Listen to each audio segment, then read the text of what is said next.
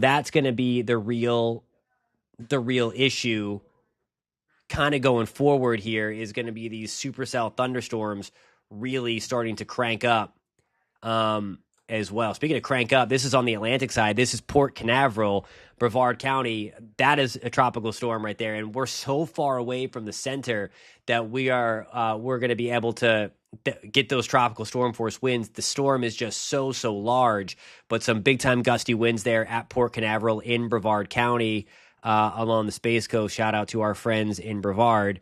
We're also watching some of this the storm surge flooding that is coming in. This is Horseshoe Beach. The camera froze on me. I'm going to try to reset that. But nonetheless, that is what we have kind of going on there. Already coming up into Horseshoe Beach. Of course, you may remember with Idalia, we had some big time flooding in Horseshoe Beach. This is from the storm surge coming in, and the same kind of deal here. And that's what we're looking at in terms of that situation. Let's see here. Let's refresh some of these, see if we can get them to play live again. As you might imagine, sometimes the connectivity is a little, when you're in a situation like this where you got the wind blowing everywhere.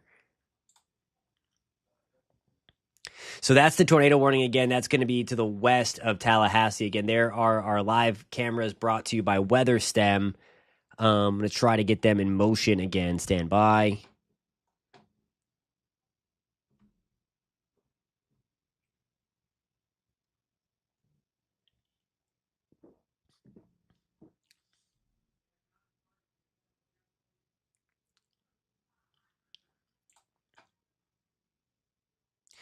That is a good question. Where is Horseshoe Beach? Well, I'll show you. Let me get back to the screen here with the cameras, and we're going to go find Horseshoe Beach. It is going to be into the Big Bend on the eastern side of the Big Bend.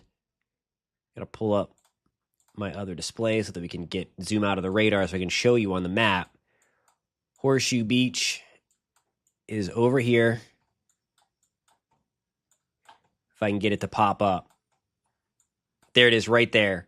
So we'll put a little marker, Horseshoe Beach. Okay, it's not going to stay there, but it's about right there.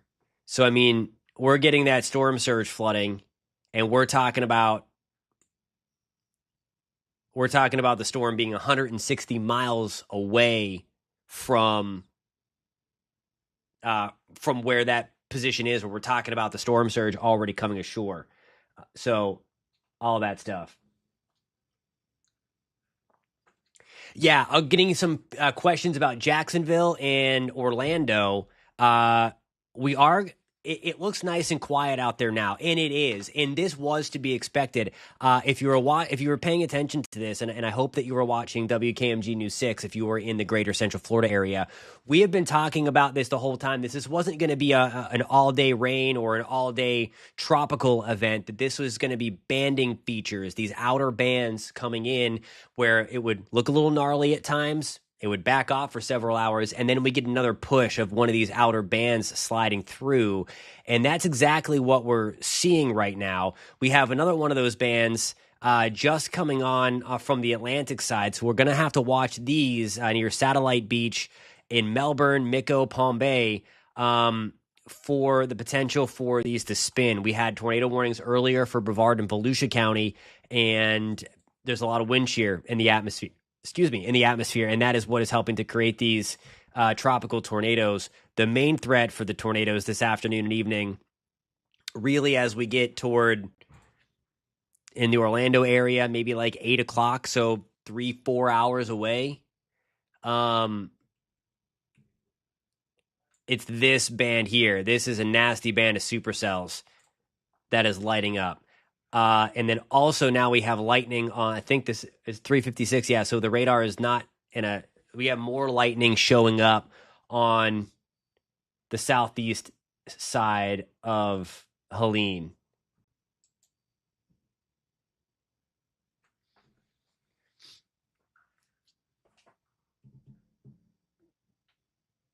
So that's what we have going on there. We don't like to see lightning in the eye wall. It means it's getting mean, so to speak. It's trying to take advantage, and it is taking advantage of all that the environment and the ocean are giving it. I want to bring up the visible satellite imagery, and that really is going to tell the story. And look at that over the last few frames. I'll let that play again. It should loop back around.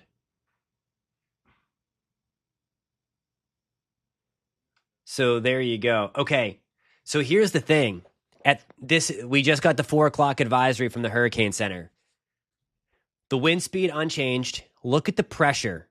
The pressure is now down to 951. At 3 o'clock, it was at 959. So we've now dropped 8 millibars in the last hour. This thing is about to really, really strengthen. It's not good as well. We also notice, watch as this loops again. You're going to notice this area and this area, and you can really see that come into fruition. We call those dueling cumulonimbus clouds. A lot of times that is a precursor of rapid intensification. They may show up better on the infrared. So let me go back to the infrared here and see what we can see. And you can really notice, let me get that track off, or that pass track off there, and then change the timeline. This is going to be over the last 2 hours.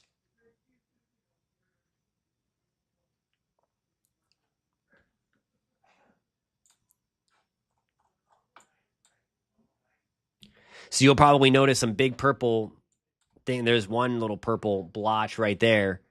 And the visible, it's now your textbook. You have this big also white area hanging out across the wall, across the eye wall, and it's opening its eye. That is clearly now its eye. And again, look at where it's headed. It is completely still on track. So those whole things about it going east that we were talking about before, completely nonsense.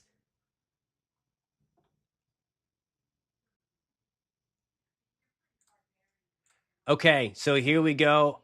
Troll of the hour goes to Sheridan. The storm surge never happens, I swear. Evacuate an entire area for nothing. It's crazy. Okay, so it's actually already happening, and the storm is 100 miles away. So Sheridan, congratulations. You are the troll of the 4 o'clock hour. Here's the storm surge flooding in Horseshoe Beach. And again, it is 160 miles away from where that place, where Horseshoe Beach is actually located. So that is why they issue those things. They issue the storm surge warnings. They issue the evacuation warnings. If it wobbles to the east a little bit, then you're okay on the western side. But again, you can't take that choice because, or you can't wait out that long because it's going to be too late to get out because the storm surge will already be there to be that completely accurate. So anyway, I don't know, Evan. We should try to come up with something though. We should try coming out with something. More questions again. If it shifted east, I'll show you the track, and we're going to get a brand new track in an hour, probably in about 45 minutes. That'll be their 5 o'clock advisory. So again, let me see. Let me look to see if they actually had drops on data.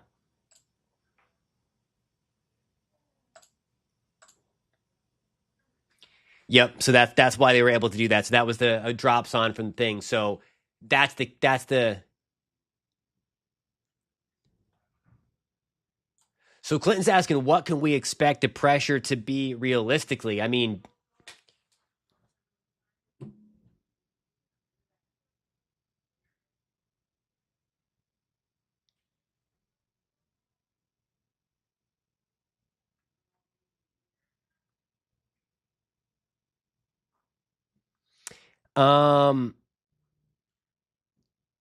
probably 930s. Probably 930s. That's where a lot of the hurricane models were running in. We can check to see the latest. I've not looked at the latest hurricane models in a while since we've been live streaming, but we can do that together. We can bring them up and see if what they have done. So stand by real quick.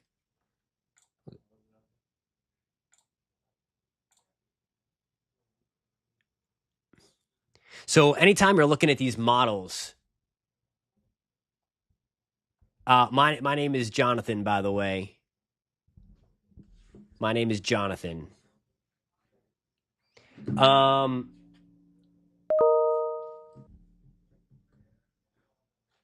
Oh, my guy, Brig Commander. Good to see you, buddy. It's been a while. All right. So let me get you to the other screen. Anytime you're looking at, you got to see how the model is initializing. And this is, I believe, still the 18, or this is the 12Z. The 18 has not come out yet. Where do we stand now? We're at 1820. So we are right there. So at this point of the game, the model was expecting it to be 944. We're not there yet. Actually, hold on. Scratch that. I lied. It's not going by.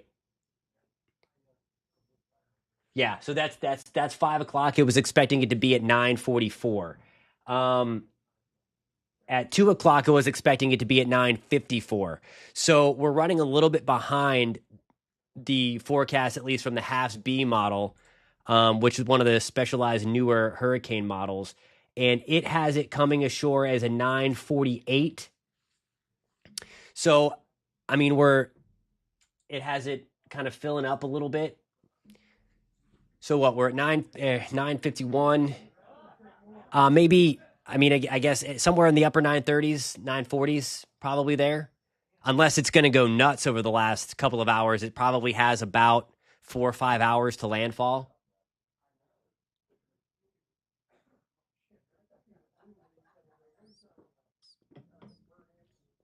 An anonymous nobody on the WJXT page, News for Jacks, continues to bring up a good point about we got to watch for how wide it is too, because again, it's not just going to be this. I mean, look how big it is. And I mean, those tropical storm force winds are nuts. For those that haven't been paying attention to the actual track, we'll take a look. Again, we're going to get a brand new one of these at 5 o'clock tonight. So it'll be interesting to see what they do with their forecast. But now you see it. Tropical storm force winds have kind of covered up most of the Florida peninsula, including the Keys, into Gainesville, Ocala.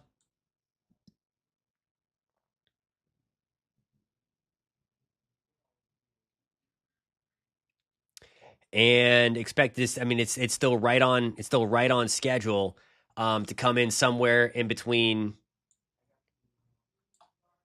Greenpoint, Apalachicola, and Perry. So that is where, and nothing has really deviated from that track. It has continued to look like for days that this was going to be, yeah,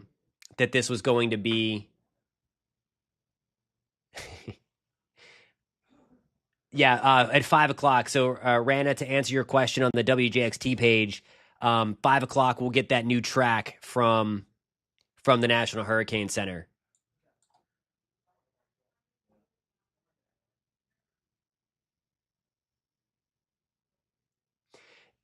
Typically,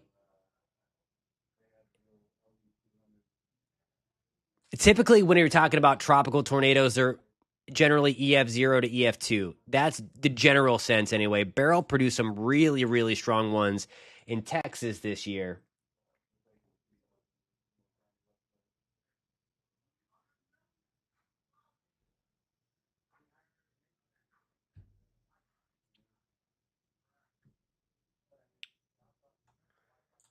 Lowest pressure, at least in the Atlantic, was 882. That was Wilma. That was a ridiculous. So that one was nuts. That holds most records in the Atlantic Basin for intensity. Hurricane Wilma. Okay, and it looks like Teresa is going back on the timeout.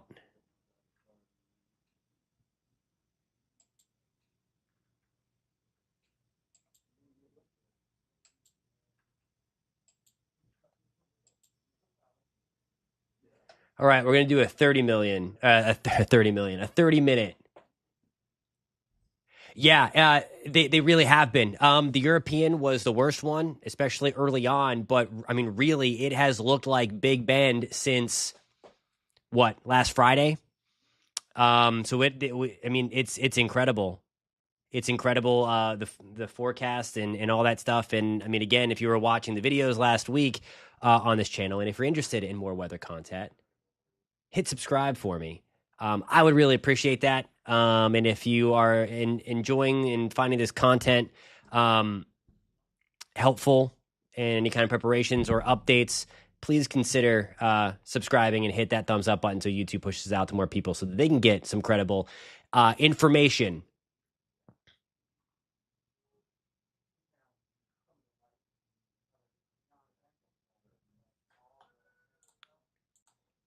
You got it. Thank you, Alexa. Hope you and your family are doing well. Why is the track from the hurricane model you mentioned just a few minutes ago further east in the National Hurricane Center model? I don't think it was that. Let's pull that back up again. So it really isn't. That is kind of right on the money there. Hugging the right side of the cone.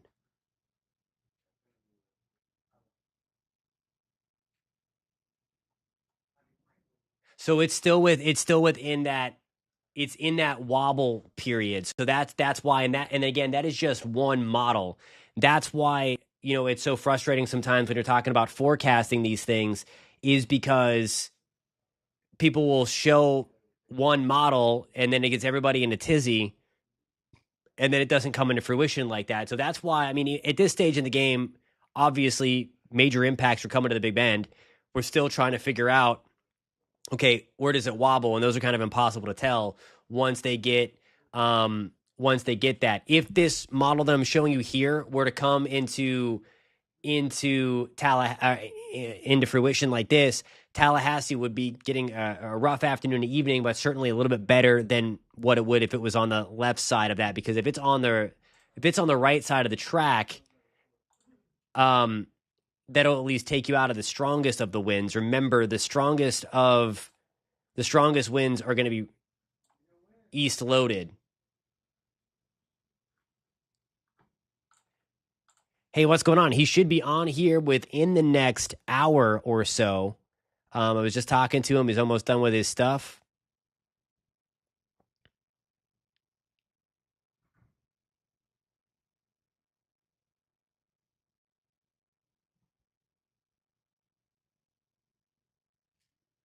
Landfall is going to be about 8 o'clock, 9 o'clock, in that ballpark.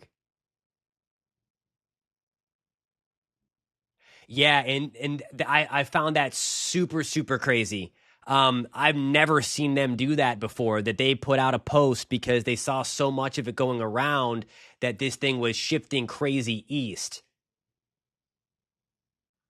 Yeah, and Neil, I would have to, that's what I would think. I think it's just going to come in just to the right of Tallahassee, just to the east of Tallahassee. I'm with you there.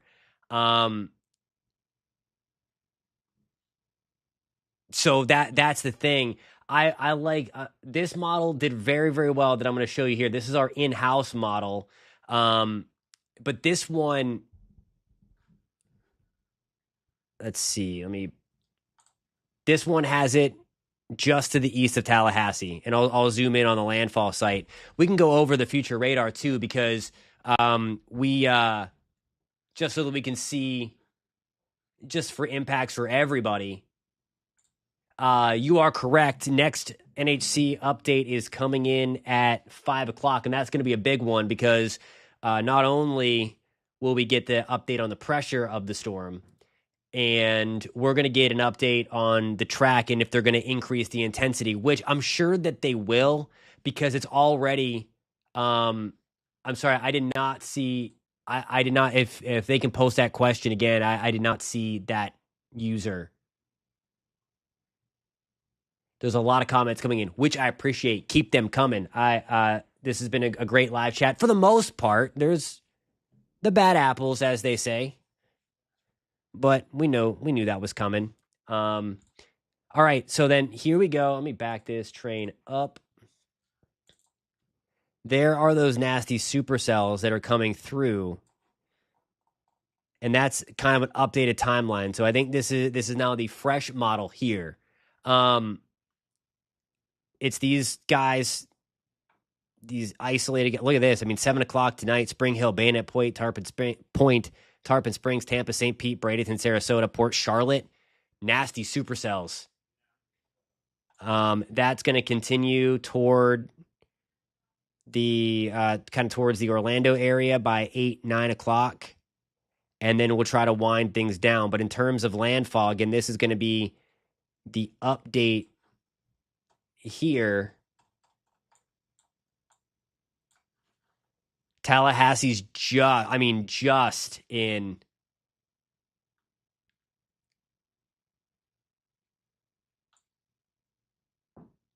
Just in that marker. Just in the center. So Perry, and that's where I think landfall is going to end up being, right around Perry or just to the west of Perry. So that's going to, and that's terrible because we just had a Dahlia do that. Hey, I appreciate that, my friend. Thank you so much for doing that, and welcome to the team. Again, we talk a lot of weather here. That's why the channel is Just Weather. And if you're watching from the News for Jack's channel and WKMG, welcome as well. Keep posting your comments. If you have any questions, post them in. I'm watching all 3 feeds that this is coming on today, and we're doing that. All right, a question about the storm surge, the expected storm surge. I will show you the update to that. Got to find my storm surge graphic here real quick. I have so many graphics loaded up in this computer.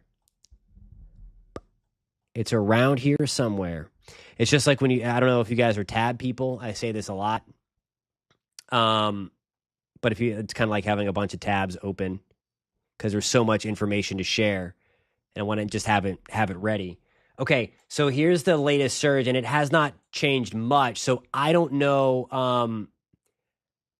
I don't know where exactly you were looking for, but we already have, it looks like, some pretty significant stuff coming into Horseshoe Beach and Cedar Key.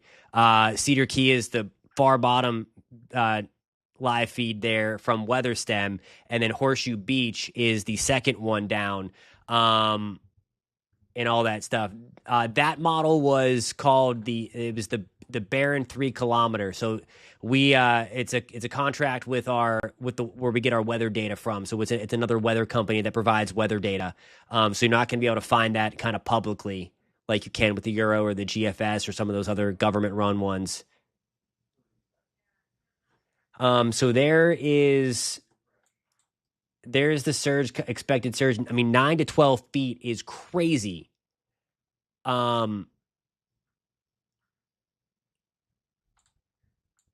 And then where the storm comes ashore, and again, putting the surge right here, this is where it's expecting the center to come, because the worst of the surge is going to be right here at about 12 to 15 feet. There's room for a little bit higher as well.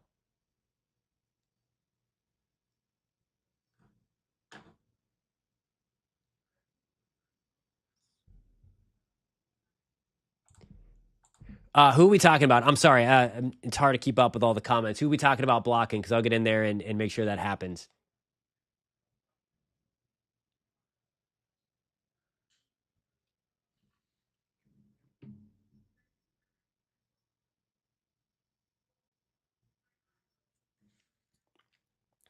So a lot of people saying power outages coming back.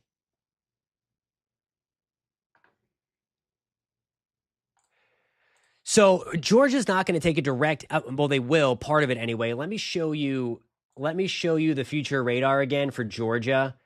You guys are going to be in an interesting situation because it's not going to weaken much, the storm, but here we go.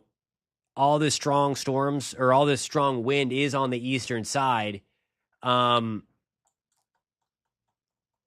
and we're going to have to watch for those supercells right along the coast from about Savannah all the way up into the South Carolina, North Carolina border. Those are also supercell thunderstorms coming through. So it's that's going to be kind of a rough night there watching for that. Oh, I'm sorry. I read that. My bad. I read that in Georgia. Sorry. I read Georgia. My bad.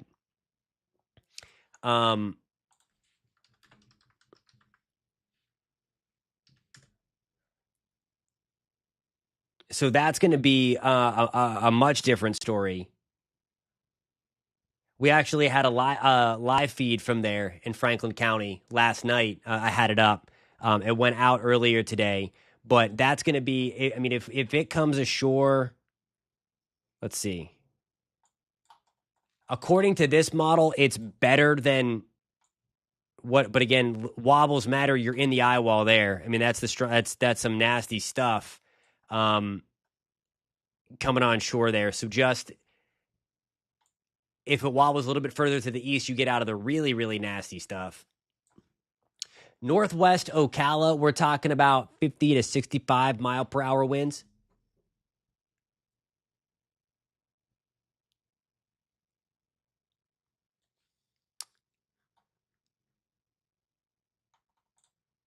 Joe, we're looking good right now, my friend, in north of Orlando. It'll be into that, I think, 6 to 8 o'clock time frame that we're going to be really watching for the potential for some tornadoes before things wind back down again. So we're going to keep that. We're going to keep that right on schedule there into that time frame. I want to show you. We're getting a lot of questions or a lot of comments about the power outages.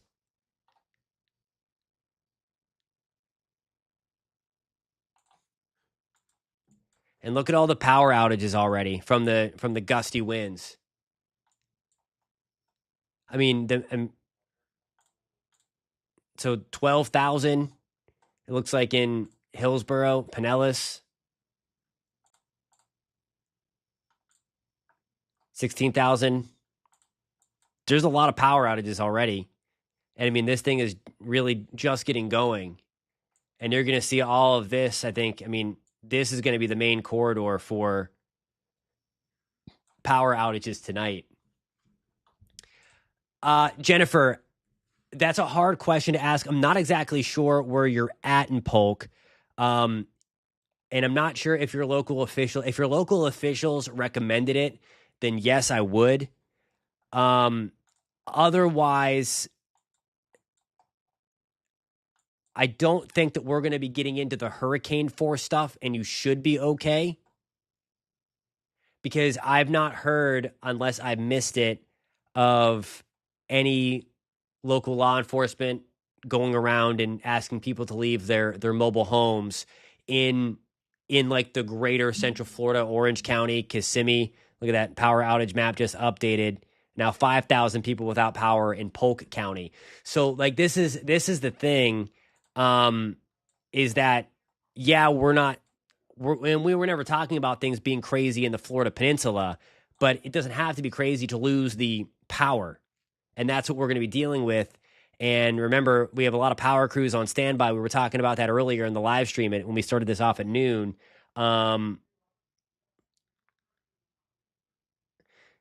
So 70 mile per hour gust in Charlotte County. Let's check to see.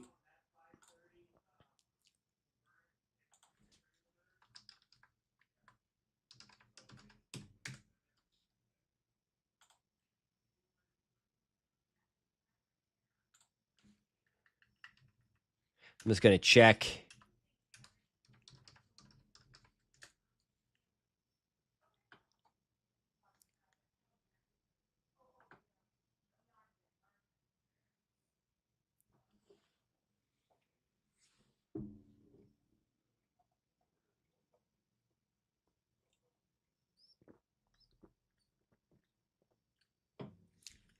Okay, so another good question here. So it doesn't. It's within the cone. And this is the one thing that gets difficult every single time because it's right within the cone. So the official forecast from the National Hurricane Center, let me pull that back up here. We're going to get a new track at 5, but there it is. There's Perry. So it's got the center right here to right here or right here. Remember, the cone is to really show the uncertainty of those wobbles because those are basically unpredictable. So if it comes up the middle, if it comes up the right, Tallahassee gets the worst of the weather. If it goes into the middle, then we're talking about Thomasville getting the worst of the weather, Monticello getting the worst of the weather. And then if it comes up on the right-hand side, then we're talking about Perry getting in on the worst side of the weather. So again, to be clear, that model had it coming ashore right about here. And I'll show you that again. So it's not different from the Hurricane Center forecast at all. I think you might see the cone be more like this at 5 o'clock. Probably more like this. But nonetheless, that's where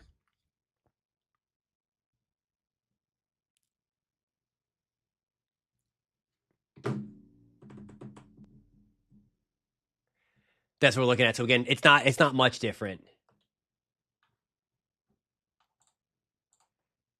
Pasco County, very windy, no rain yet.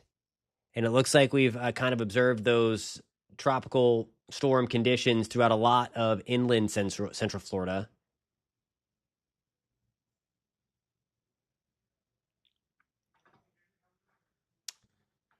So this is actually not true. It's look at the hurricane warning. So this is a good time to make that statement, which isn't correct. Look how far inland those hurricane warnings extend. This is a pretty big rarity and a pretty big area for a hurricane warning, because the storm is going to be moving very, very fast, and it's also going to be very, very big. So it's going to be able to maintain hurricane intensity for a lot of time inland. So we're talking about hurricane conditions into Macon, into Douglas, into Valdosta. I mean, if it comes in right here and goes up, it's still 100-mile-per-hour wind gusts going to be possible.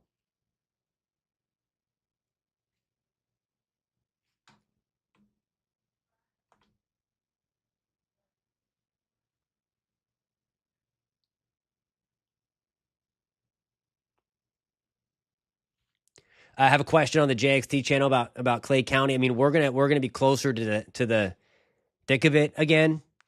So we're talking 75, 80-mile-per-hour wind gusts. Yeah, we were watching this guy earlier. That's a good point. Let's go back and check on that because that was a nasty, nasty cell out over the water. So let me turn back to Tampa radar, and we're going to go investigate that thing. We'll see. Look at this thing near Venice. I mean, there's a couple of them. Like you can just tell just by looking at it.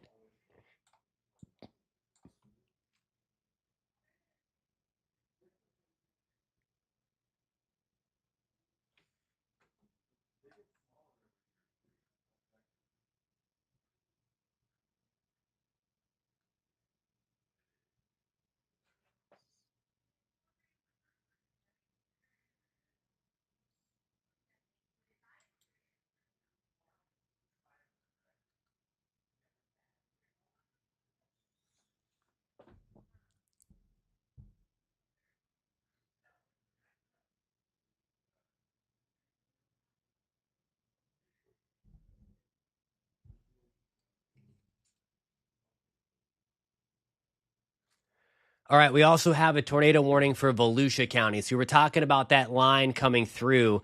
I may have to run out to help out the weather team on this cut-in. We're going to have to break into programming we're already on programming on News 6. But here is the tornado warning now. This is going to be for Volusia County until 4:45. So let me just stand pat for a second. And just bear with me for 1 second, and I will be right back.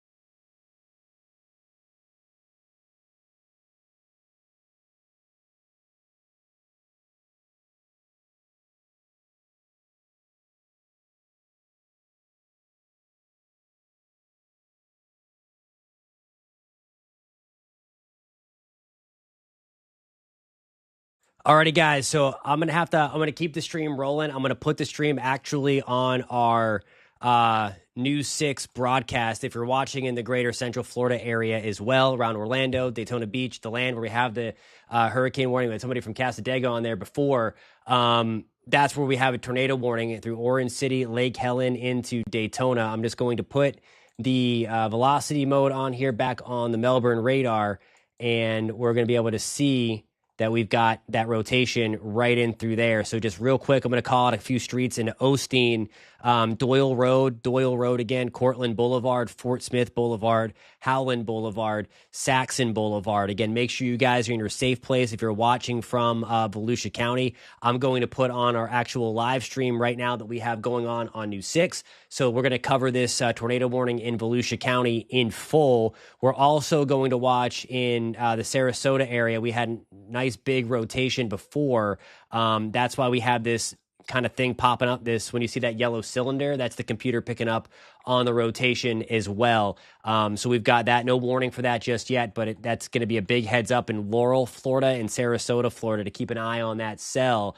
And we're going to be watching this closely. Again, tornado warning for the next 15 minutes for Volusia County. So I'm going to take a break for 15 minutes. Not really a break. I'm going to run into the studio, help out our chief meteorologist, Candace Campos, who you are going to see in just 1 second. She's going to take it from here for the next 15 minutes. I'm going to be helping her in the studio. Stand by, guys. I'll be right back. Make sure you guys are staying safe and have a way to get your warnings right now. This for areas just north of Bowdoin, south and east of areas of Lake Helen. So if you're watching us from Seminole County, this is the zone that we are watching. Let me try to zoom in here, try to get some, this is Osteen. Areas in just north of Osteen, all this residential area here is the main zone for what could become a confirmed tornado on the ground. As of now, this is Doppler indicated. We have not heard of any reports in that area, but you can see whatever rotation there is, if there is a confirmed tornado on the ground, there is just tons of rain right now falling in and around the area, and that is talking about rain wrapped. So when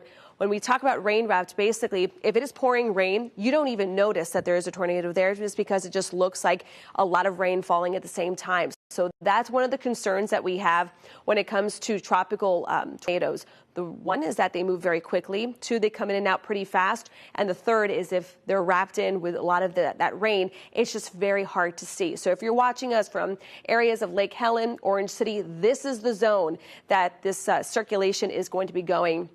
The advisory extends all the way up through DeLand, Glenwood, DeLeon Springs, Cypress Lake Estates. And something you'll notice as we continue to get some of these tornado warnings issued is that a lot of these polygons stretch very far northward because it's trying to catch the northern, how fast everything is moving to the north as we continue to watch this spiral go on. So again, we are talking about a tornado warning that is in effect for Volusia County until 4:45 for areas of DeLand, Lake Helen, Orange City, Deltona. I feel like areas south of Deltona and east, and then I should say west there in Orange City, will have a little bit less of a threat as a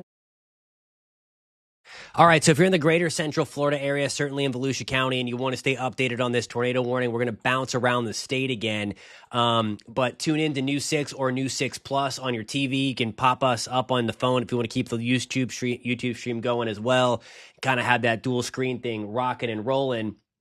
As we're going to bounce around one more time, I'm just going to get in here and do some street level stuff. We're going to go back to the Melbourne radar. That's what we're going to work out of, but some very nasty thunderstorms right around, let's see, this is going to be closer to Osteen right now. That's where we were before.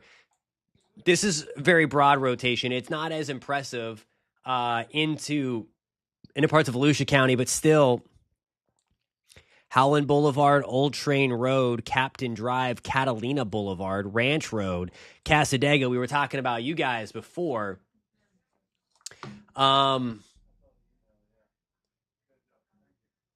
that, again, goes for another 13 minutes or so. And that's going to be for Volusia County. We're going to look at the actual radar. And like all of these guys are going to have to be watched eventually because they all have that kind of kidney bean shape, that look.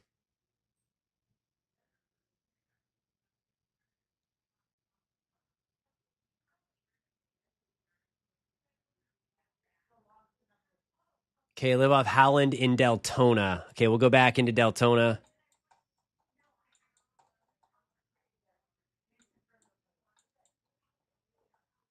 And I'm not 100% sure where Howland is. I know I just called it out, but let me put back on the velocity. I remember where. There it is. So, okay, so here's Howland again. This is the broad rotation right here. So Howland goes towards I-4.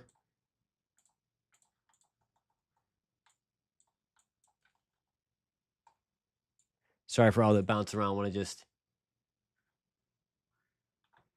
pretty serious. If you're really outside and not being sarcastic, take it seriously.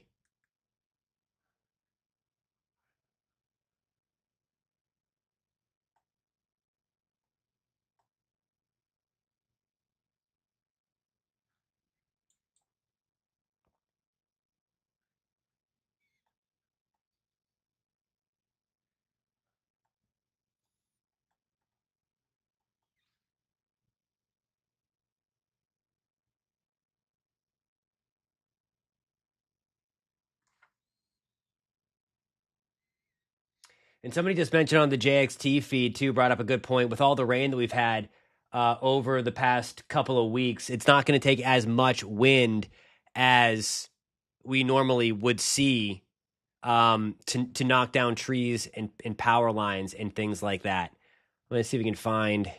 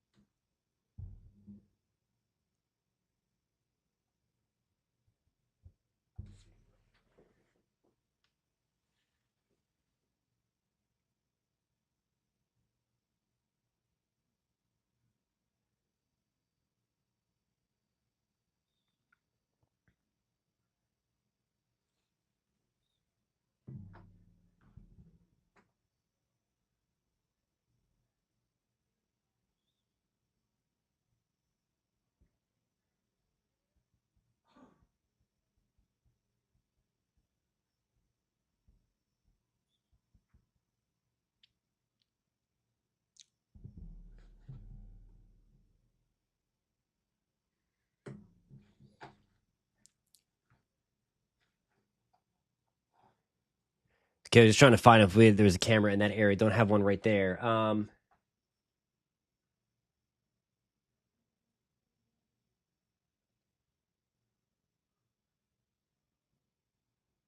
Okay, yeah, Weather Service also saying about the broad rotation that we mentioned. So they're still going to continue the warning for the next 15 or the next 10 minutes now. This is scheduled to expire at 4:45.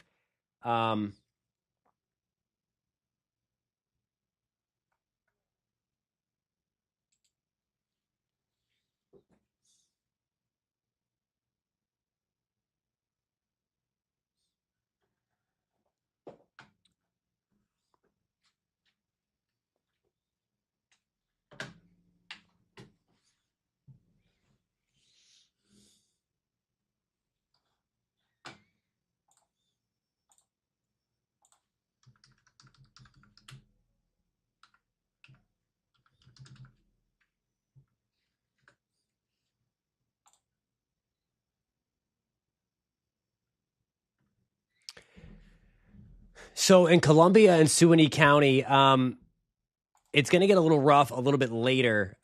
Wind gusts greater than hurricane force. I believe we're in the hurricane warning. Let me pull up the cone to show you that, because I've got the warnings overlaid on that. And we're about, I would say, anywhere from 10 to 20 minutes away from 10 to 20 minutes away from getting that new update from the National Hurricane Center to see if they increase the rotation, the wind speed anymore. Whoops. Sorry about that, guys. Well, there's your impacts for Flagler County. Wind gust 30 to 45 miles an hour. That tornado threat still going to be there. And rainfall 1 to 3 inches. So there's at least that. If you were interested in Flagler County. We're going to go here because it's going to pop up the watches or the warnings.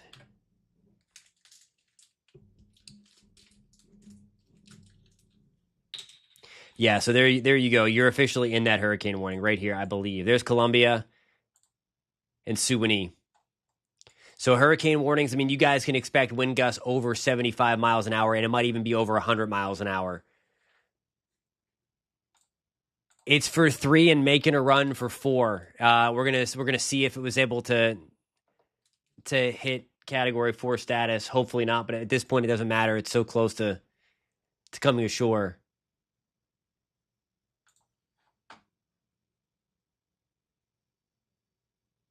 I mean, look at it now.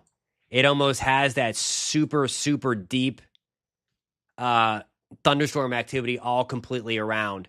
So, I mean, it is, you can see that spiral right there and the thunderstorms just blossoming in that area.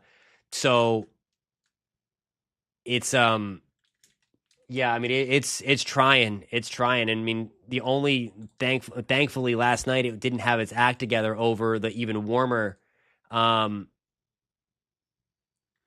the warmer waters. I mean, they're still really warm right there, but they were a little bit deeper, a little bit further down south. You can see that on the infrared imagery. Really blowing up. I think the only spot, it's likely closed, but okay, Charlotte County. So that's what we were, that might be the cell that we were looking at before. The rotation also, by the way, in Volusia County has retightened back up again. So when you see them touching like this, so let's get real deep in here and see about real close. Lake Pearl, geez. Damascus Road, Sandy Trail,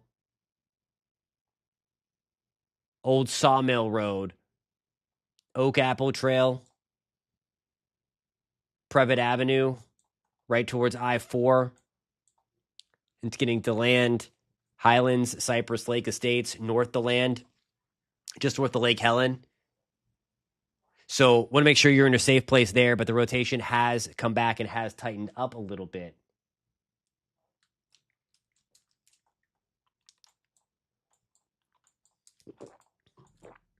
Okay, yeah, so this was the one that we were watching. And there's actually 2 here. So you can kind of see the shear. So right around Schaefer, Minnesota Key, New Point Comfort, Grove City, make sure that you're in your safe place here if you're watching from Charlotte County. Again, these ones are a little more impressive than the ones that we're watching in Volusia County right now. And this coming ashore pretty much right on schedule. We also have one that is unwarned right now. Let's take a look at this. Yeah, big time supercell thunderstorm. They need to get a warning on here now. This is the most impressive one. No warning just yet, but if you're tuning in from the northern side of Sarasota County, Florida, just east of Sarasota, right around Fruitville, make sure that you're in your safe place. I'm almost positive that they're going to issue a warning on that thing. Let me get into their chat room, into the Weather Service chat to see if they're talking about it. I'm sure they are, because that looks ugly. That's the most impressive storm of the day in these outer bands of Helene that are really starting to push through.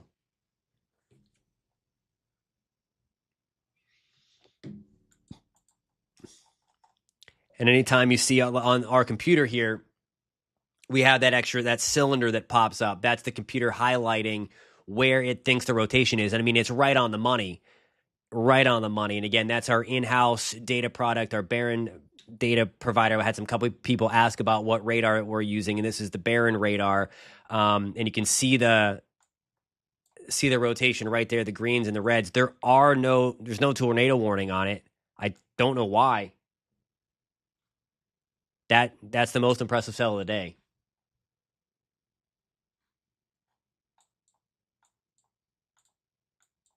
And I see it too. It's even detecting right up on the legend there where it says moderate, strong, extreme. It's detecting strong shear it's even stronger than the two cells that we have going on near Englewood and into Charlotte, northern Sarasota County.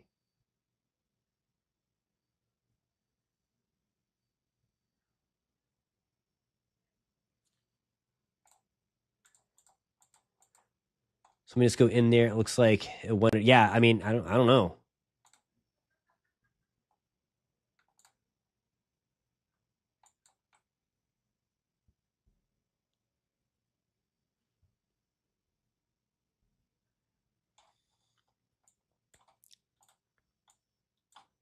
Right around Fordville. Again, make sure that you're in your safe place. It's still picking up. The computer is on the strong rotation. We're looking at it right here, just on the raw velocity plot. I was gonna say maybe I don't have the warnings turned on here, but they're clearly on. All right, it looks like we also got the new advisory in. Let's check on that. So now 125. So now we are on the cusp of Category 4 status. 130 starts that. And I mean, it is mean. So here's the latest track. Okay, so they're keeping it at a 125 right now, and then it looks like landfall at about 125. So they're not expecting much more intensification in this.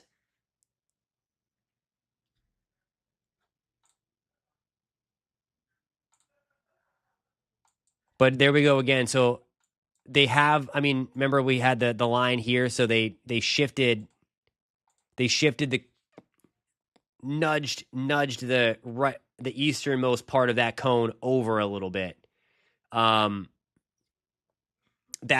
the easternmost portion of the cone. It moved like that much. But again, that's right in line with the model that I've been showing you, with landfall projected about right in here. And that would unfortunately put Perry there, and we're already seeing the flooding in Cedar Key and Crystal River, Horseshoe Beach. Big time storm surge flooding already.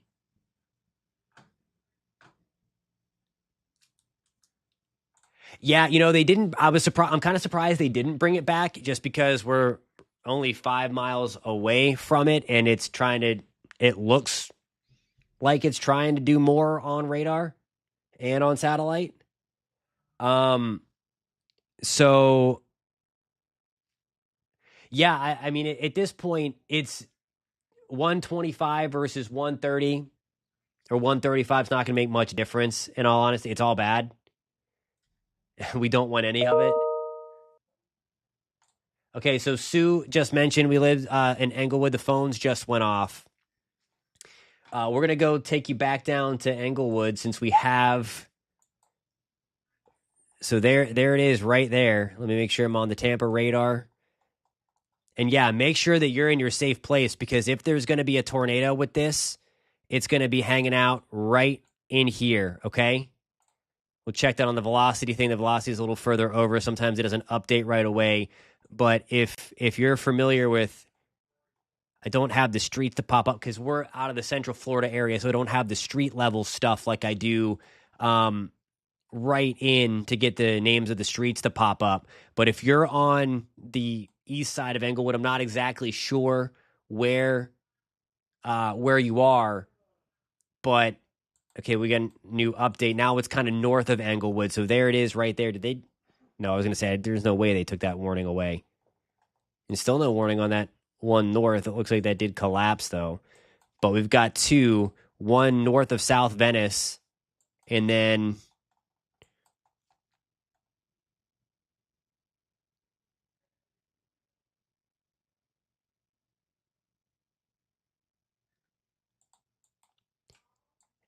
this looks ugly right in here. So now that's kind of northeast of Englewood.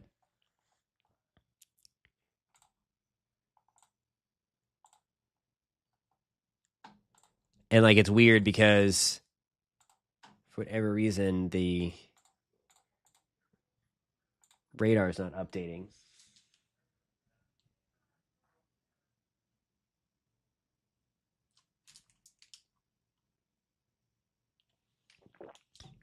Okay, there we go. There's the update to the cell. So now it's 100%.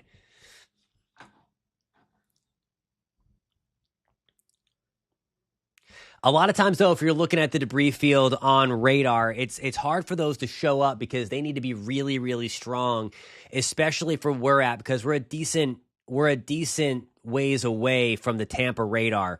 So you would have to loft debris a couple thousand feet up in the air, and you need a pretty strong tornado to do that. So a lot of time, um, a lot of time.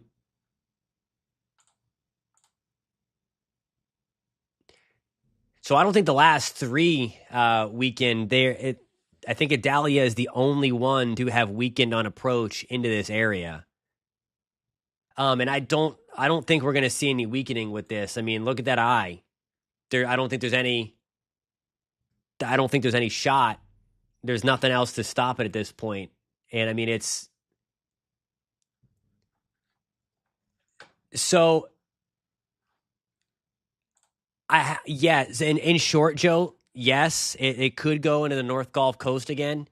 For anyone who doesn't know what he's referencing, it's this.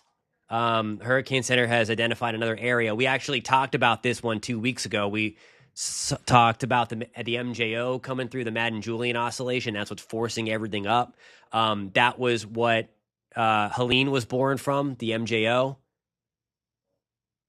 And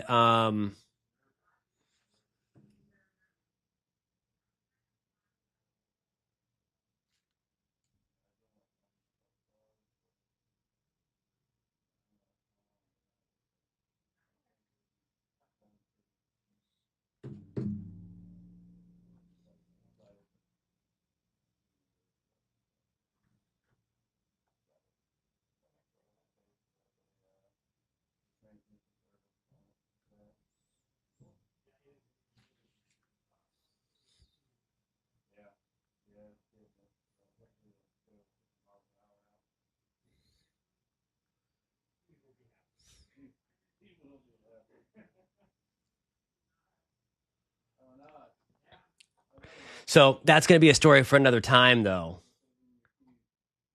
Let's go back to, and I mean, this right here is why I don't. I mean, we're not going to see.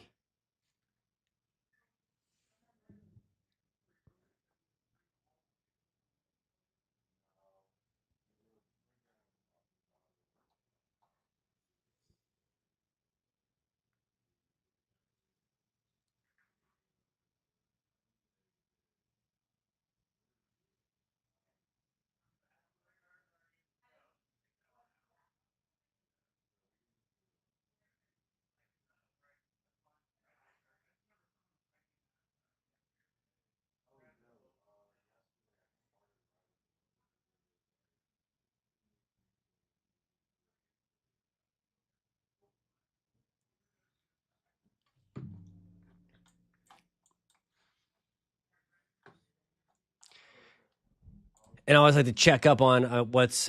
We've lost the lightning at least out of there, so maybe we're not going to see kind of explosive stuff. I haven't been able to read what they're talking about. Of course, if they're what their thoughts are, if they're ratcheting it up every more.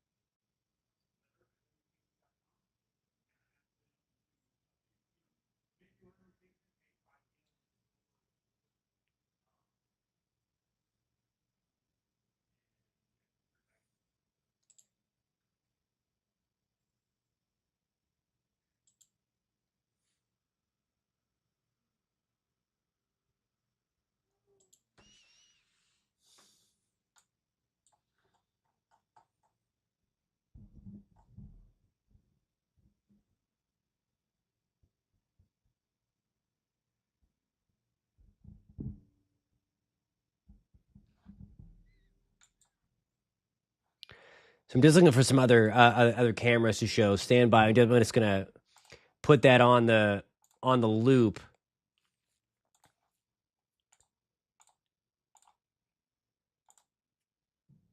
Because there's some crazy stuff going on in Tampa.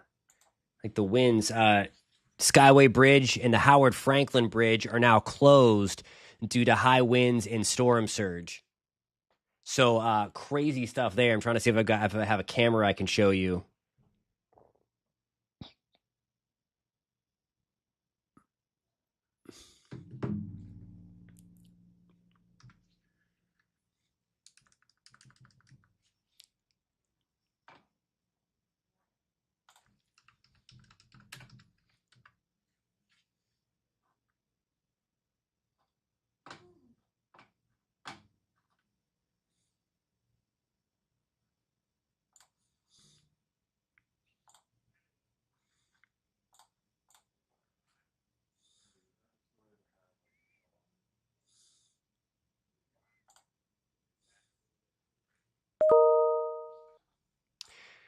So the graph model is terrible for the tropical systems. I'm just going to come right out and say that now. If you followed that, then you're talking about landfall at Cedar Key. And we were talking about that model for the last 2 days to not follow that one. UK Met, a little better, but the graph is terrible. Terrible.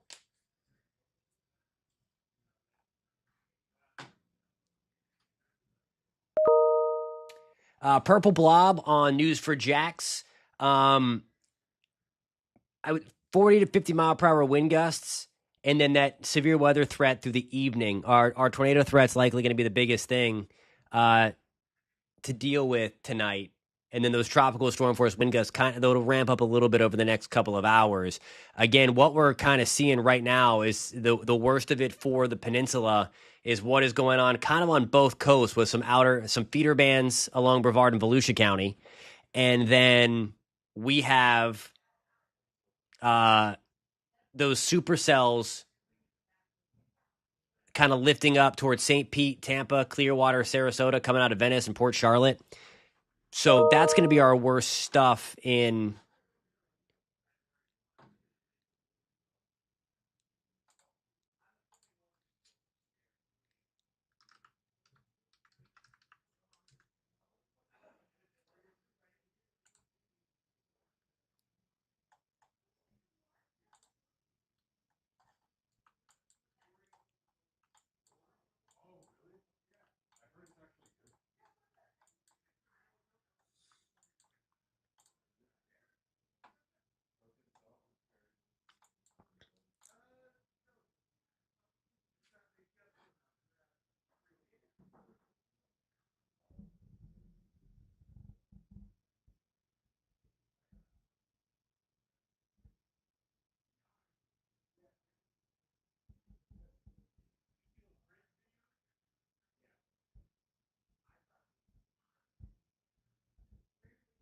yeah, and I mean honestly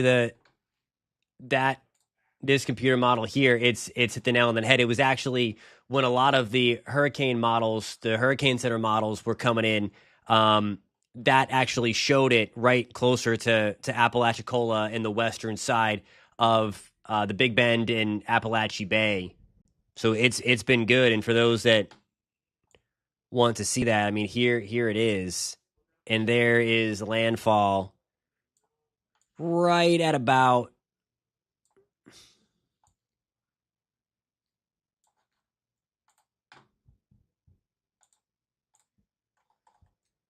that's obviously a little bit later than landfall.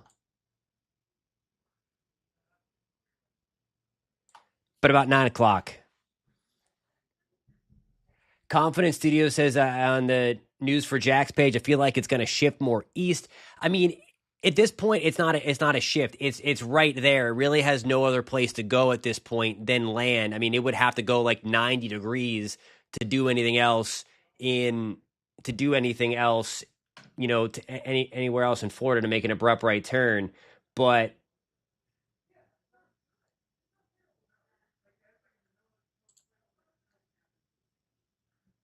okay, we got rid of that video gamer person because he was getting weird.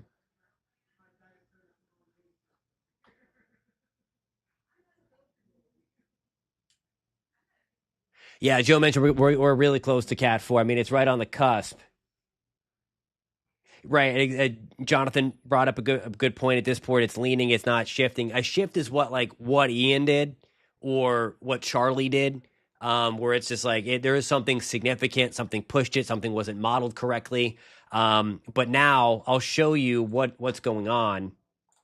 And we highlighted this last week. If you are a follower of the channel, and if you are, or if you're not, hit that subscribe button. We'd love to have you along for the ride. We talk a bunch of weather. So this is, I mean, again, this is something you don't want to see, but we haven't shown the water vapor imagery in about 2 hours. So that's, you can see the eye popping now. Now we have the green everywhere. We were talking about why wasn't it strengthening? I mean, again, not that we were complaining at the time, but we had drier air getting right up into the core, completely got it out of there, and now it's doing its work. But look at this thing here, and I'll put this into play mode, and you can see what's going on. You see that counterclockwise flow right there, that little spin, that bowling ball? Give the video a thumbs up if you see that. Notice the motion there, how it's lifting all of that green pretty much due north.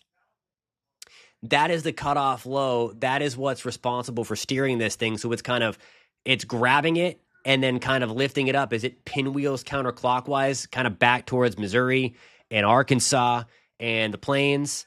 It's pulling it up. So while it may wobble east as it intensifies, we're still talking about really things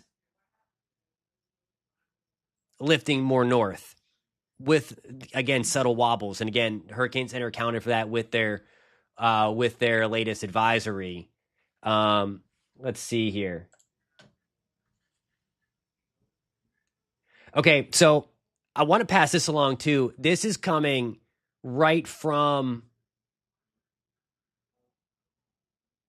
You got it, Joe. Be safe. Charge that phone, my friend. Thanks for hopping on the live stream today. Yeah, Zen said it. Beast of the storm, for sure.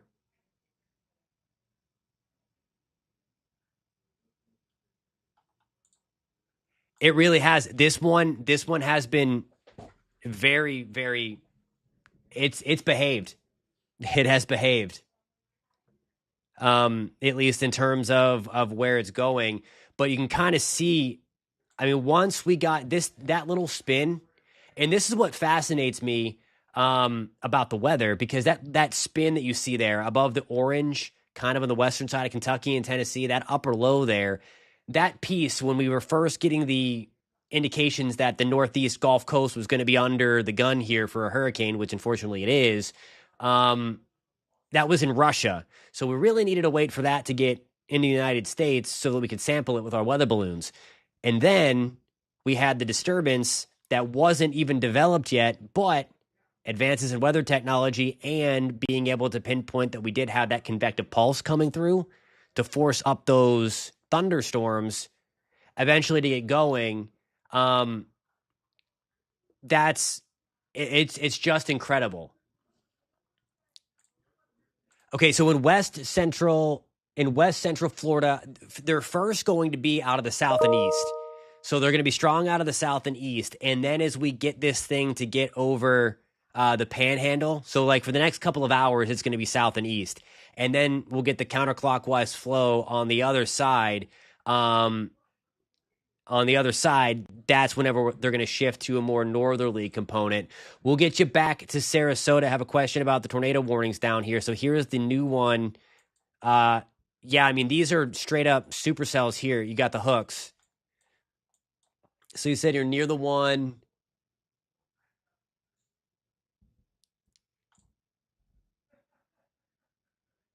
In Sarasota, Charlotte. So here's where we stand now. Let me make sure I'm on the correct radar out of Tampa. Look at the velocity. Relative velocity. At least they're a little more broad now. But there is one right there.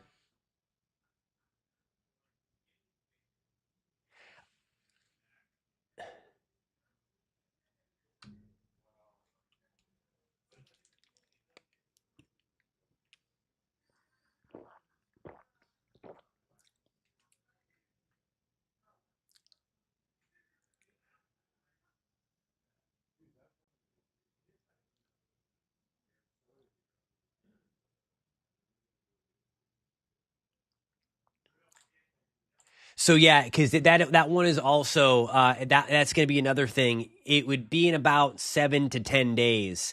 Well, that's their. So where are we at now? I when I was looking long range, it looked like it was going to be in the 6th ish of October. That first week of October. That is what. Yeah, that's so. I think in that ballpark, but don't quote me on that because I've not given that one much attention over the past couple of days because I wanted to nail this one down. Yeah, it's that one, the Sunshine Skyway Bridge, that goes over the bay. That one is closed.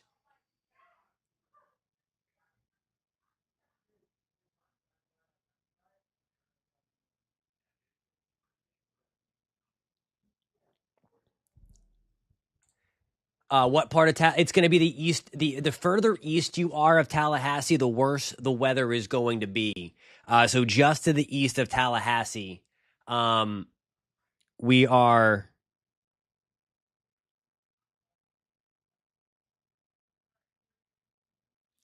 That's where the worst of the weather is going to be.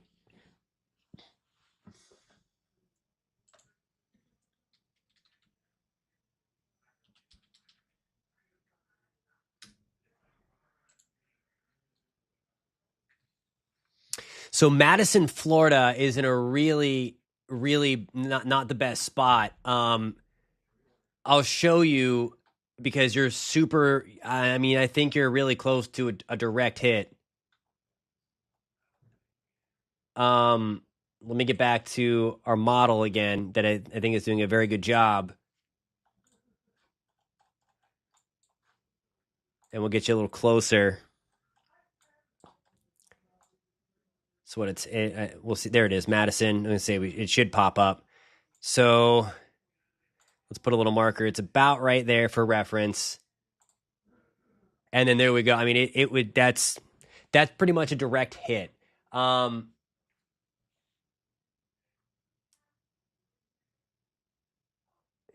going to be 100 some mile per hour gust.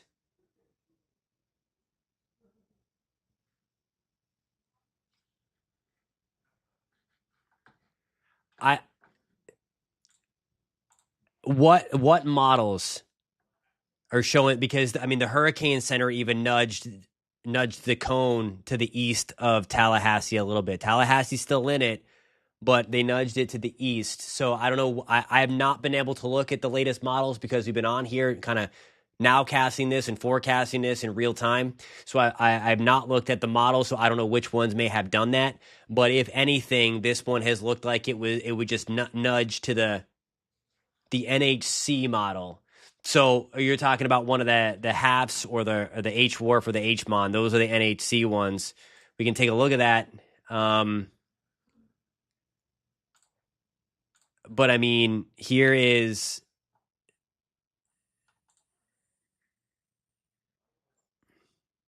every time we check in with you, you can. And on the bottom there, that's what you're gonna see.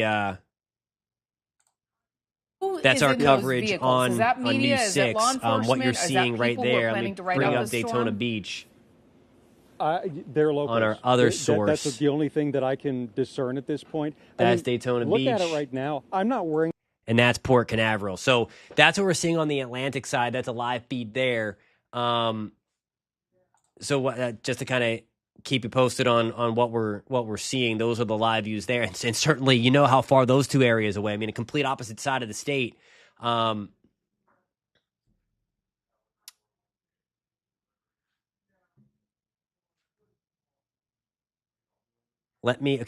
this is this is the halves B. This is one of the Hurricane Center models. So that one is east of Tallahassee. We're splitting hairs here though. This is the H Mon, and the H Mon kind of has the center going right over Tallahassee. This is the H Wharf. Also has it going over Tallahassee. And then what's the other one? Halves A. Forget. So that one kind of has it going over. So three of them have it going over Tallahassee, one of them to the east.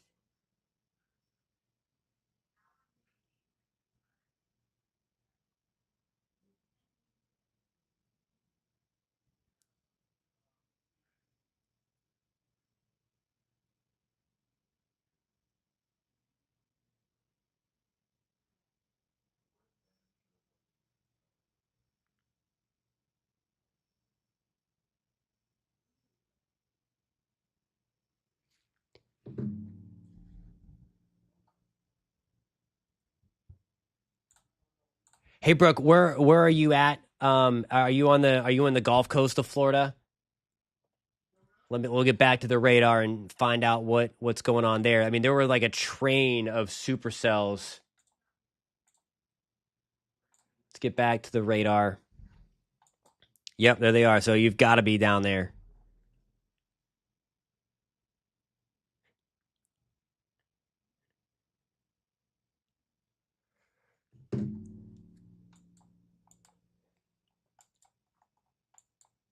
So again, this is where it gets hard. I wish there was a radar down here in extreme Southwest Florida because we're decently far away. There's the radar. Let's get back to Tampa velocity, storm relative velocity. Okay, so we got one just south of Port Charlotte. You see the reds and the greens right there? That's going to be just north of Port Charlotte. South Seas Island Resort. If you're familiar with that area. So the HER is it's reliable. But the thing of it is that like it's not a hurricane model, so it's not going to really balance out. We can take a look at what the HER is showing. I can load that in.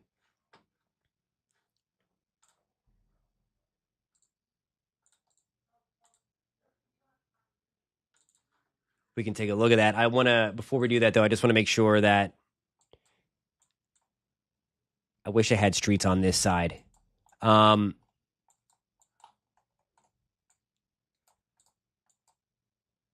So Port Charlotte, Punta Gorda, Englewood, again, back in your safe places. Make sure you're staying there. This is going to be the area. I'm going to loop this in the 15 minutes. You'll see it kind of come on shore, and it's going to be moving kind of closer to Port Charlotte and Punta Gorda.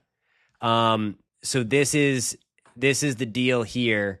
Let me stop that. And again, what we're looking at here, notice the bar on the screen here, kind of next. Whoops, sorry about that. Next to the toolbar, right above that, where it says towards and away, that means that we have green, the wind going toward the radar, and then the red is the wind going away from the radar, and then that's the circulation where the tornado could be right there. We have another one. Actually, we have two developing. We have one right there north of Englewood, and we have another one south of Englewood. Let me get back into the Tampa.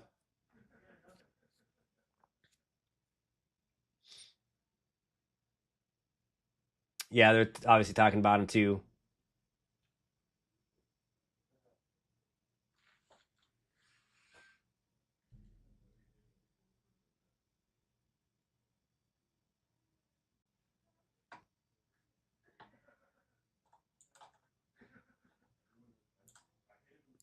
Oh, sorry about that. That's what you guys meant about green. My bad. Sorry, Sue. Thank you for that.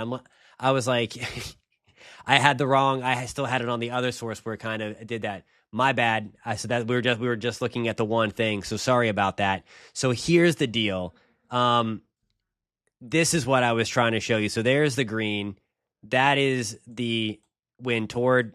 That is or away. That is the wind toward the radar, and that's your circulation. So we have one up there. We have another one right around South Venice. It's not as prominent. There it is right there.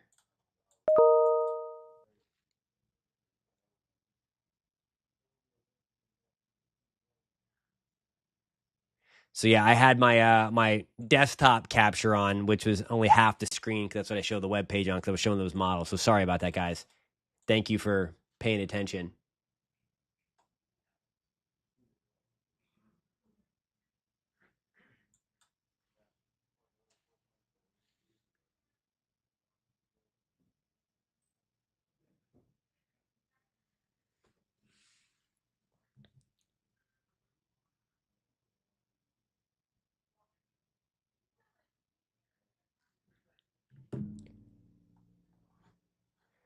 All right, so I'm going to go back.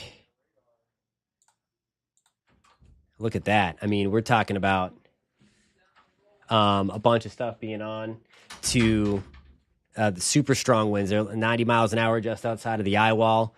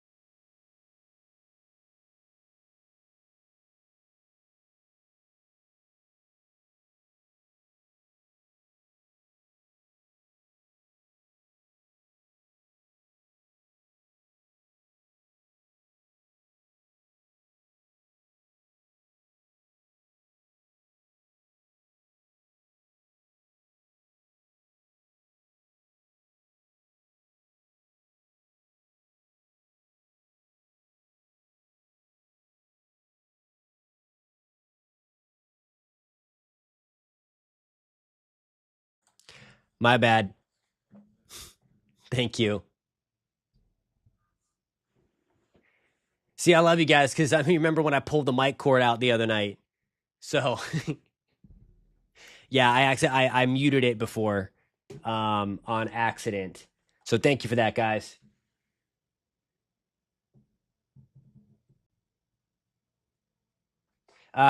Brianna on the News for Jax page. I think so. I hope so anyway. I hope you guys are getting good information out of here. If you are and you like to stay updated on the weather too, we obviously post weather content all the time and we keep you posted as much as we can. And if you like learning about the weather and stuff, hit that subscribe button. It's a fun channel. We got to break down information and we talk about the weather. What's better than that? Okay.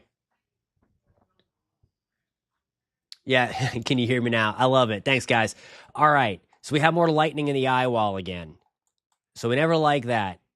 There it is right there. 7 strikes popping back up. There is the eye wall. Let's take a look to see. It's still about 30-some miles wide.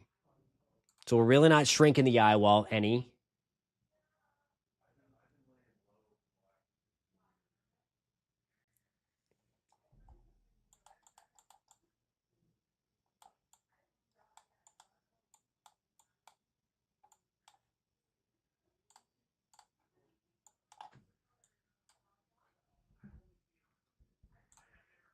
Lakeland, Florida, we're going to be talking about 40, 50 mile per hour wind gusts in a couple of hours. And then we're going to be watching for that tornado threat too going forward. So that's what we're going to watch. Certainly nothing, not even close to what they're going to see in the Big Bend for anybody tuning in from the Big Bend.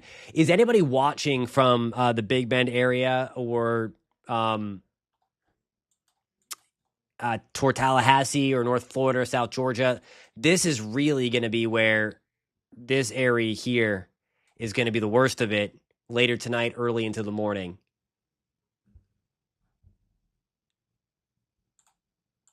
Oh, thanks, Sue. Appreciate that. Yeah, this is totally coming to Wyoming. Totally. That's obviously a joke. This is not coming to Wyoming.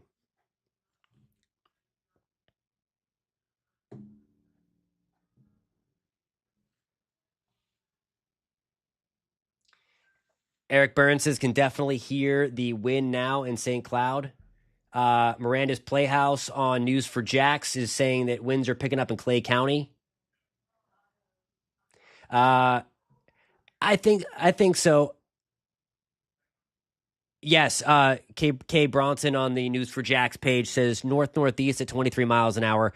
Yeah, it's moving fast. So that piece of energy anyway.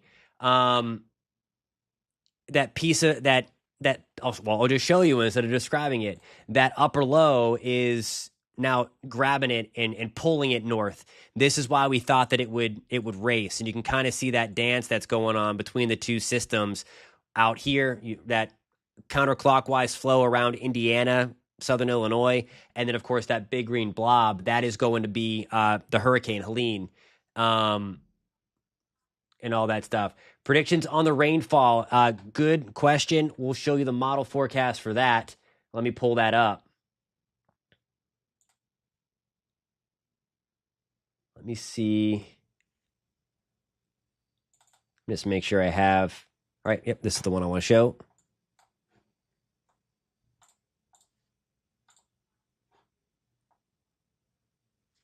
Just going to let that play.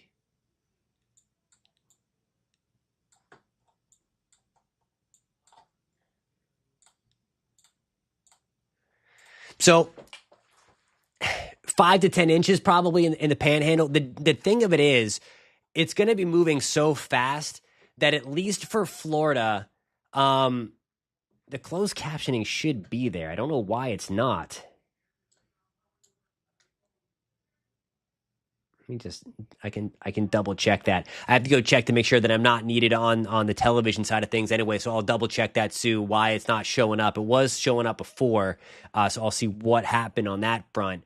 But so it is going to be a fast moving system, and that upper low that we saw, it's going to start to draw in that dry air. Where we're really going to be worried about a big time catastrophic flood event is going to be the Appalachians, eastern Tennessee, especially western North Carolina. Look at all of this rain. It's already flooding from the stuff that happened ahead of Helene, and we're talking 14 to 21 inches of rain coming to Asheville, Hendersonville, in that Clayton, Georgia, even that whole area. Big time flooding is going to be possible, because what happens is you see this kind of weird shape that the rainfall makes.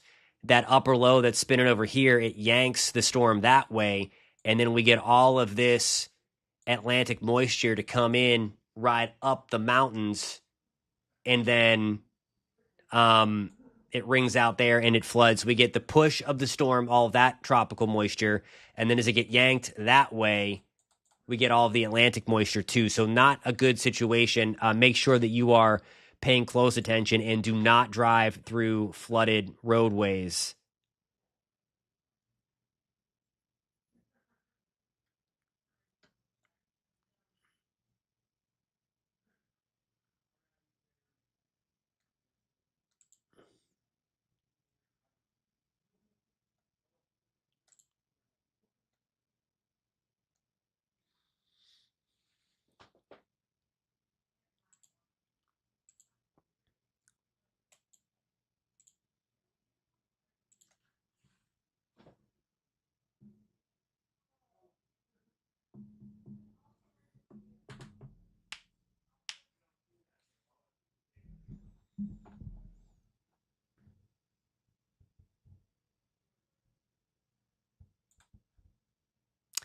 Yeah, no, that's possible. We've been watching that for a couple of weeks. The ensemble forecasts have been all over that kind of train out of the Bay of Campeche, Western Caribbean area, and there's likely several more too.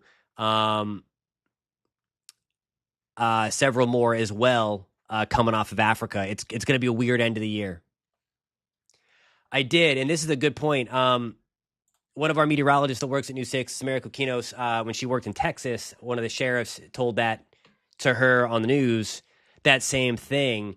Because I'll read to kind of go to your point here, and what he's saying is the Taylor County Sheriff is saying to mark your Social Security number on the names, or your name on your arm so that they can identify you. It sounds really, really morbid, but I mean, unfortunately, what is coming to the Big Bend and Panhandle, and this isn't hype or scare tactics, you're literally not going to be able to survive water rising 20 feet. I mean, that's over your house. And that's what it's going to be. This is right from the Hurricane Center, by the way. This was put out at the 5 o'clock advisory. And unfortunately, Brady looks to be correct here. The Smokies are going to have catastrophic flooding. I mean, a couple inches in the mountains, it could be devastating at a time, which is what they kind of got last night. But they're going to get potentially up to 2 feet of rain, and maybe some cases isolated more than that. So it's not going to be good. Eric, I'll try to get to your question in just 1 second. But the Hurricane Center says this is for the Big Bend area and Eastern Panhandle.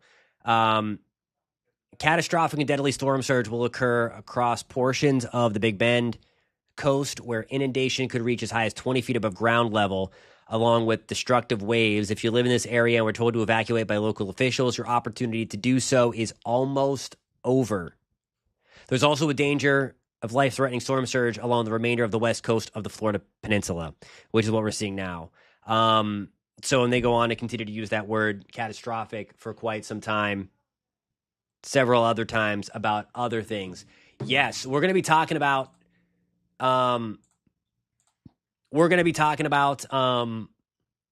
that area once we get beyond Helene. I want to just make sure that everybody is doing that, or everybody's getting the information. I can show you that real quick.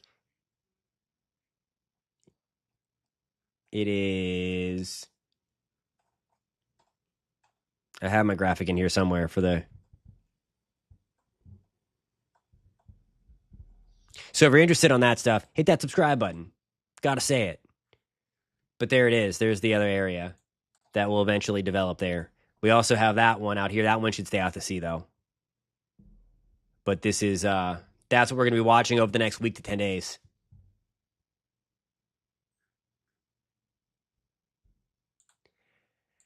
Because what's going on, you are going to, in Laurel, Kentucky, you're going to have this kind of deal. So these two systems are going to kind of merge. And it's going to create one big upper low pressure center. So you're going to get like part of that tropical thing, part of the non-tropical thing. It's very, very similar to what kind of happened with Hurricane Sandy, how there was an upper trough over New England and it grabbed it and yanked it in. That's what brought it back so aggressively to the coast. This is why we're expecting things to be extremely bad along the Big Bend, because there's literally another system pulling it up. So it's increasing that forward speed. So it's going to be a pretty violent collision with the course, with the coast, what we're going to see there. To answer Eric's question about what has led to the kind of relatively quiet hurricane season post Beryl, we have had that, but the thing of it is that we have had an impactful season, and you can go back and watch one of my videos before the season, and we talked about, I didn't like using the word explosive. I like using the word impactful, because it looked like anyway that we were going to have a lot of U.S. landfalls, and so far we've had 4 of them. This is going to be 5 or 3, and this is going to be 4, and the potential for a 5th coming up in a week. And then there's going to be more. So, I mean, we're talking about impactful storms, and they were all hurricanes to do so. The reason for it, though, a lot of it is being kind of blamed on the stability. The atmosphere has been very stable. There's been warm water across much of the Atlantic rather than focused on the main development region. And when you have just a big uniform area of warm water, you get a bunch of rising motion rather than focused rising motion. So that has kind of kept the instability at bay. That's one theory anyway. But now that as we're getting into fall, I guess officially into fall, that we're going to be able to cool the upper levels of the atmosphere. And as we do that, that increases more instability because the water temperatures are so warm still. And that is going to allow things to, really kind of come to life. The other thing is that forcing mechanism known as the Madden-Julian oscillation. It's that cluster of thunderstorms that goes around the globe a couple times every 30 to 60 days. It didn't make it through when it was expected to in August and September. That was supposed to help force things up more.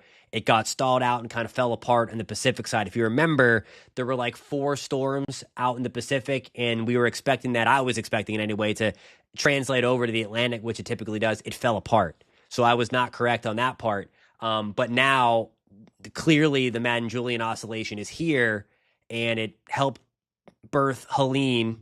It's likely going to help birth this next thing, and then we're going to be watching for another couple of storms to maybe roll off of Africa over the next few weeks. So really, I think another month of this hurricane season, and then maybe even continuing for the Caribbean into November, which that part it kind of looked like for quite some time.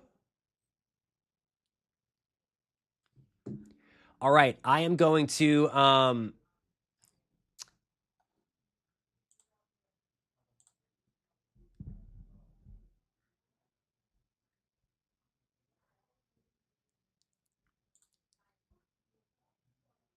supercell prediction for Ocala tonight. I will show you the map. I got a model to predict supercells right here.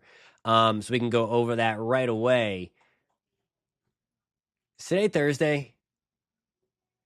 I think today's Thursday.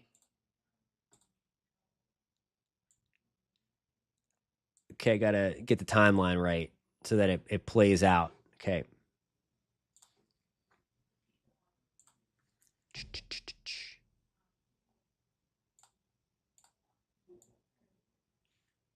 Okay, so here we go. These are all these little things that highlight up. These are going to be kind of the rotation tracks, if you will. Like we're going to have the opportunity to see rotating thunderstorms, maybe producing those tropical tornadoes. And it's actually doing a really good job right now. Kind of, we had those warnings around Port Charlotte. So again, this is the same parent model that has the track pretty good as well. So that's why I'm using this one. It's handling things well. And it's doing again, good job at showing where storms are trying to spin anyway. Through 9 o'clock tonight. And it looks like that threat might be going down towards east of the I-4 corridor, which would be lovely if you're watching in Titusville or Mims. There's midnight tonight. I'm just backing this up to kind of look, and then it kind of diminishes. So the tornado watch officially goes until 8 o'clock in Marion. But the other thing is there's 10 o'clock at night, and we're still dealing with a few of them. So, yeah, nonetheless, that's what we're going to watch maybe through about midnight tonight.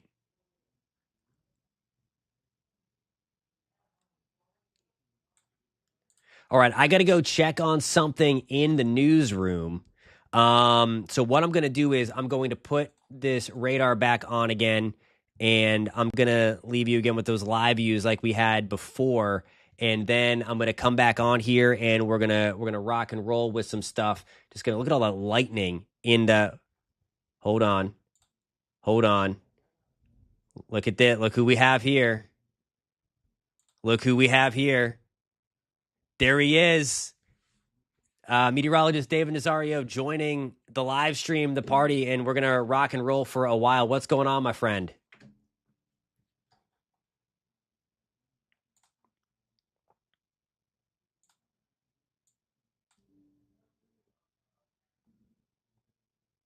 But significant landfall that we're going to have here in the next 2 to 4 hours. But I also, despite some grievances, want to very heavily dig a little bit into the weeds with that new designation from National Hurricane Center, because that could potentially play a role for us Floridians as we get into the first weekend of October and the second full week of next month. Give me one second. We have another check where that tornado warning is. Just north of Flagler. Okay, so that's going to be in St. Johns County. Just want to make sure it wasn't popping up in Flagler County. Hey, David, do you have control of the radar and the Lynx 4 weather computer yet? I do not. I can log into Splashtop really quick, though. Cool. Sounds good. Yeah, if you want to do that, I got to go check to make sure that I'm not needed on the television side of things so that I don't miss anything. Because that could be bad. Of course, absolutely. Yeah, big time. But nonetheless, so this has been crazy. I don't know how much you've been able to watch. I know you've been busy up there with your orders and things like that, but the amount of lightning that has kind of exploded in the eye of Helene over the past, what guys, been watching this for like an hour and a half, just the lightning side. There's no doubt it's the best it's looked, unfortunately, in its life. No, precisely. And if you were, do we have satellite that we could pull up on here real quick before you head out? We do. I have a nice visible image.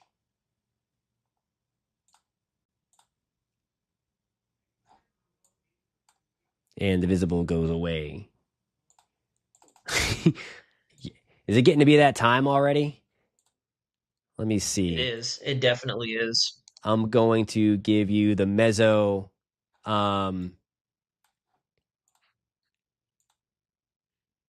Okay. There we go. So now we got the mesoscale channel infrared on the. Whoops. Oh, that was you. Okay. I was like, what happened? Yeah, I just logged in. Sorry about that. Sweet. No, you're okay. You can take control if you would like. Just hit the play button on that thing, or do you want me to move it back? No, this is fine. I'll go ahead and I'll start controlling from here on out. Sounds good. All right, I'm going to go step out 1 second. I'm going to go check in with what is going on, and I'm going to leave you with, I think I have a couple of things in here. All right, I'm going to leave you with that view, my friend. All right, take it away. David's going to be hanging out with you guys for a little bit. Well, a long time, but take it away, David. Alrighty, thanks, Jonathan. So good evening, good afternoon, however you want to describe it at this point, ladies and gentlemen. It is 5:35 Eastern Daylight Time, and we are staring directly into the eye of Major Hurricane Helene. And the reason I asked Jonathan to bring this infrared satellite up is, unfortunately, as he mentioned, this system is still undergoing rapid intensification. You can see that the eye has shrank in size. It is more reminiscent of that pinhole eye and eye wall structure on the radar, as it was already already alluded to, we have an abundance of lightning strikes, which is indicative again of that strengthening phase. I do believe right around landfall, we will realize a Category 4 hurricane as this makes its way inland. We haven't seen a concrete and fully symmetrical eye wall come together just yet. It was still looking a little distorted earlier this morning, thankfully. But unfortunately, the intensification phase has been consistent and it is no longer gradual. We had the special advisory around, I believe, 3 o'clock this afternoon that bumped our winds up from 105 to 120 in very quick succession. And we now are up to 125. We are 5 miles an hour away from sustained Category 4 level winds. So everybody up there in the Big Bend area, regardless of what you've been told, regardless of where this system is going to track, whether it wobbles to the right, whether it wobbles to the left, we are going to be looking at pretty consistent yet intermittent Category 4 conditions. That's the kicker here, ladies and gentlemen. We need to remember, I know a lot of people last night were talking about, the track is to the left of where the center is going. At this point, it is closing time for everybody up there in northern Florida. Conditions are only going to continue to rapidly deteriorate as we go over the next several hours. One thing I also want to touch on as well, let me go ahead and grab my links back here. I have the chat down here to my left on my mobile device, so forgive me if I go from looking at the camera down to my phone, just so that way I can kind of look at the comments and see what's going on over here. For the hours, particular thing, if you follow me specifically, that I was worried about, we've had a pretty decent uptick in not only our coastal waterspout, but our inland tornadic activity over here over central and south Florida. This was something I worried about because early today, it seemed if we were actually going to see a huge break in our overall coverage. We saw a lot of the east side of this system kind of boiled down to almost nothing, if you will. And a lot of the Floridians out there, I know I had a few friends in the Florida area mentioning that, hey, it's been pretty clear. In fact, there's been sunshine every now and again. And this was a bit of a concern to me because what that is, we have a little bit of dry air working its way in alongside all this extensive tropical moisture just off the west coast, which sounds like a specific recipe for tornadoes. And believe it or not, I know that Georgia is up next right after the Big Bend of Florida, but Georgia it actually has already been kind of encountering a low-end tornado outbreak. Lots of tornado warnings for the south and southeast quadrant of Georgia. And yeah, we're only going to continue to go downhill from here. The good news is, with where the center of circulation is right now, we are just about into the worst of what this system has to offer for our West Coast Floridians, whether you be in Fort Myers, Charlotte Harbor, Sarasota, Tampa Bay, St. Petersburg, up towards the north there, Clearwater, getting into the southern periphery of what we would consider the Big Bend area. As this system continues to move up towards landfall, we are in the worst in Central Florida. Now, I will say, as we go through the night tonight, if you look at the satellite image that I have pulled up for you guys, and I'll go back to links so I can illustrate for you a little bit. You go ahead and switch over here. I apologize. Give me 1 second. I'll go ahead and pull this. Let's see here. See if I can grab this. So all these features here, all little tendrils, these dreads, if you will, on the southeast quadrant of this hurricane, as this system makes landfall, if you extrapolate this forward, what's going to inevitably happen is these more intense bands are going to be pulled up right over the peninsula. I know some of us in southeast Florida, Miami, Fort Lauderdale, West Palm Beach area have seen a consistent slew of thunderstorms and highs. Southwest and the immediate southern Florida peninsula has been being pummeled by onshore flow on the east and southeast quadrant of this system.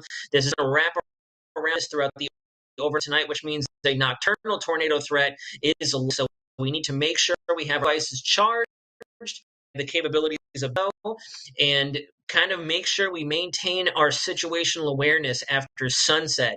It's happening here in the next 2 to 3 hours. We're going to lose visible. I'm not talking about satellite. I mean just what we can see with the naked eye and kind of keep our bearings about us in our local area. And we're going to want to make sure that we're either tuning into local coverage like us here at News 6 or just kind of your mobile is looking at radar, satellite, whatever tool available to you, phone, an iPhone, Android, whichever you prefer. We're not going to go ahead and split hairs. Let's see. The face of the hurricane is so scary. Honestly, Quinn, I'm not going to lie to you. I saw this satellite image earlier. It was very, very, very mean looking. That almost looked genuine. You got your iris, the corn pupil right there. It's very interesting. I've never seen a satellite image like that before. Let me see if I can pull up a couple of more options and items for you guys so we can take a look at a few things. Let me see what we have pulled up here. Let's see. I might just want to go back to radar real quick. Let's see if this is running. I don't want to pull data. Do not want to pull up old data. I want to make sure that this I was looking for. So we can have this image up, kind of zoom on. Let's see. And forgive me as we're on the live stream. I am going to kind of putz with this just a little bit. So I pull up some more info for you guys that we can take a look at. In fact, actually, let me see if we have on the slides here this next area. I want to talk about that right now since we don't really have anything pressing. We're just in a wait and see type of or not in a mentality, but in a wait and see type of mode as we await landfall for this system. Is Tampa getting the worst of it right now? Yes. Tampa is definitely going to be seeing the worst of it right now. As the system runs Perry, I should ask Jonathan if we could do the screen that up for you guys. We can screen share and I can show you exactly what's going on. And I'm going to tell you right now, going to immediately apologize because I already see folks mentioning it in the chat. I'm not home. I'm not anywhere specific. I'm not in a professional environment. I'm working hard to get you guys this information from a hotel room since I'm away on military orders. So bear with me, please. Just understand that this is not going to be a perfect live stream. I'm not in the studio right now. I'll be back actually this Saturday. And what I really want to talk about here, as soon as Jonathan rejoins us and we can pull up a couple of more graphics, if you will, I really want us to kind of fixate on that system down to the south of us, the potential future system. I know we have Helene imminently knocking on our doorstep here in the next 2 hours, but I want us to pay attention to that. And I know a lot of you are probably going to give me grievances and gripes, but there's a reason for it. We have Helene bearing down on us right now. We would rather focus on eliminating any future storm threat and focus on recovery and rescue efforts if need be. We do not need another imminent threat. And, unfortunately, I wouldn't be discussing it if that wasn't a realistic solution or a doable solution. Is it the most likely outcome right now? No, we still have quite a ways away. We have about 7 days before we possibly see development in the Western Caribbean, but the ensemble projections and our deterministic models this far out just look concerning for us here already battling with a major hurricane right off our west coast. Bill, this is a sloppy, relatively undefined storm. If that's the case, then I would love to see the non-sloppy, well-defined storms that you've seen in the past, because this is a fairly well-defined hurricane. In fact, I'd argue this is our second greatest looking hurricane this season. We saw Debbie was a disheveled mess. Francine never quite got its act together. Ernesto kind of took on that look as it was shooting up towards Atlantic Canada. The sad reality is we're receiving our next best, most organized system for the 2024 hurricane season in an area that just does not need any more weather, period. I'm sure everybody up there in the Big Bend area would much rather clear skies, calm conditions for the rest of the calendar year, pending, the occasional rain shower for the sake of ambiance or whatever. But in this case, this is not a good scenario, and it's tightening up as we speak. Not necessarily, Bill. Not necessarily. In this case, because it is a broad system, we're going to have lower central pressures with less of that intensification in the winds. Those smaller, more compact systems are a lot more susceptible to changes in their central pressure because naturally the physics, the mechanisms inside the storm structure are going to be vastly different. Let me see if I can pull up an actual satellite shot. This is earlier in the day. I want the current satellite shot. Let me see here. I'm not even too sure which one we are actually in right now. In fact, I may just delete that one. Let's come back to this satellite shot. I'm pretty certain that this is going to be one of our more live pictures here of the satellite. See if I can get this out of the way. This is the 5 p.m. advisory. We're just going to keep rocking and rolling until potentially the 8 o'clock advisory. So as you can see, the eye is shrinking. I want to be able to pull up the radar for you guys as well to show you that well-defined core of eye wall convection, which is not good. Bill, I don't know if you're trolling right now, but there's a lot of folks in the Panhandle and in the Big Bend area that will not take that lightly. This storm is huge, but will mainly be rain. Honestly, I wish that was the case, but that is almost a direct insult to everybody who has had to evacuate in the face of Hurricane Helene. This is not going to be a rainmaker. I'd argue that Debbie, despite being a Category 1 hurricane, was a bit more of a water rain threat as opposed to Helene. Helene is a totally different beast, and we're actually going to see hurricane, if not high-end tropical storm conditions, extending all the way into uppermost Georgia before this system really dissipates. So not only will the Big Bend area receive Helene head on, but we're not going to see this wind down as quickly as, say, the likes of Ian, where it took forever to scrape across the southern one half of the Florida Peninsula.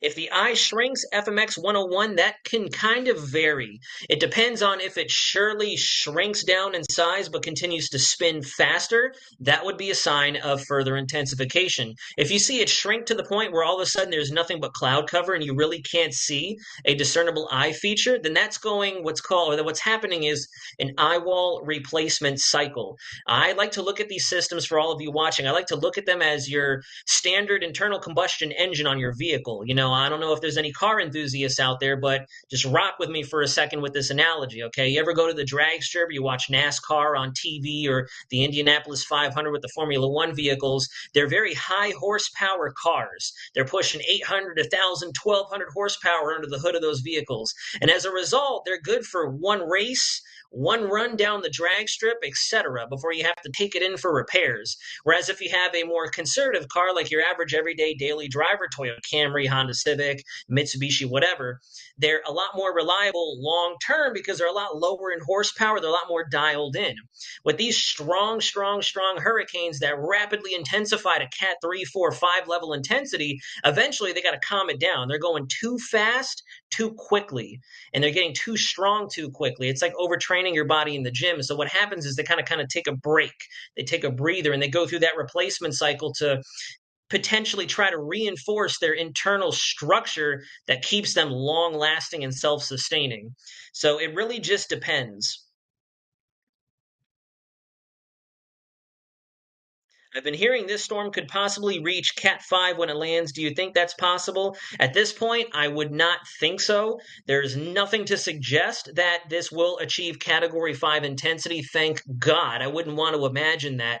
But nonetheless, if this does make it, which I would probably assume it will make it to Category 4 intensity by the time we get the 7 or 8 o'clock intermittent advisory, we're still likely to have embedded occasional conditions equivalent to that of a Category 5. If you think about it right now, where we stand at the 5 p.m. advisory here on your screen, folks, 125 sustained winds. Sustained. That means there are no breaks. Yes, obviously, because of the nature of weather in the atmosphere, you're not going to hold 125 miles an hour steady for X amount of time. There will be, 100 knots or, 100 miles an hour, 110 miles an hour, then consistently at that 125 threshold for a couple minutes, then it might waken down just a little. But regardless, sustained winds are persistent. As the name implies, the definition is sustained. It's continuous. It's not going to level up and down dramatically like your gusts. On the leading edge of the right side of this system, moving with that environmental flow, you have all this mass, all this physical matter, all that tropical energy, the rain, the wind, the pressure, the different densities that make a hurricane, moving with your environmental flow. So the 125 sustained could be met with gusts up to 145, 155, and so on and so forth. Gusts, however, are a lot shorter in duration. They can last a couple seconds. They can last a full minute before they taper down. But regardless, the sustained winds are what weaken the structural integrity of all your buildings, all your office centers, your shopping plazas, your home structural integrity. And then, dare I say it, the gust comes in and finishes the job more or less.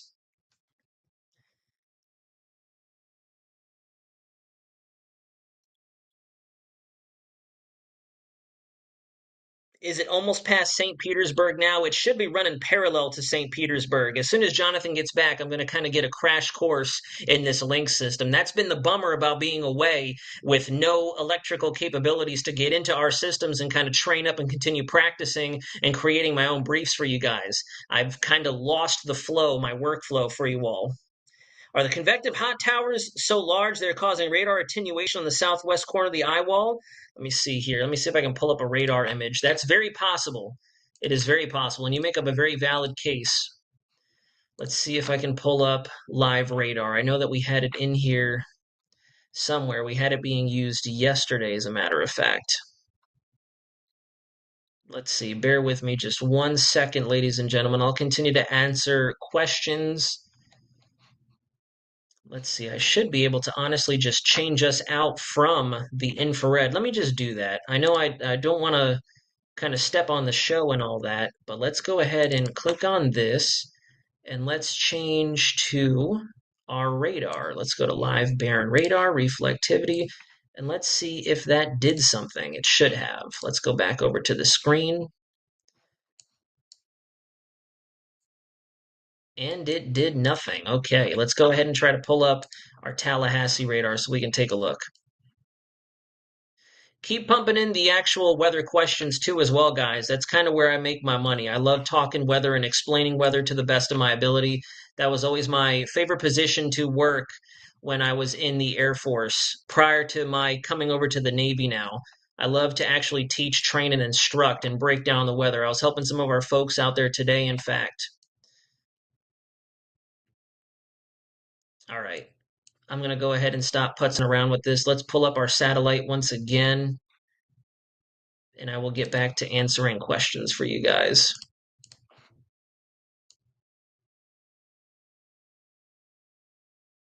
This is definitely old. Yep, I'm very rusty with this system. I wanted to kind of get into a screen sharing mode here so I can kind of just answer everything and whatnot.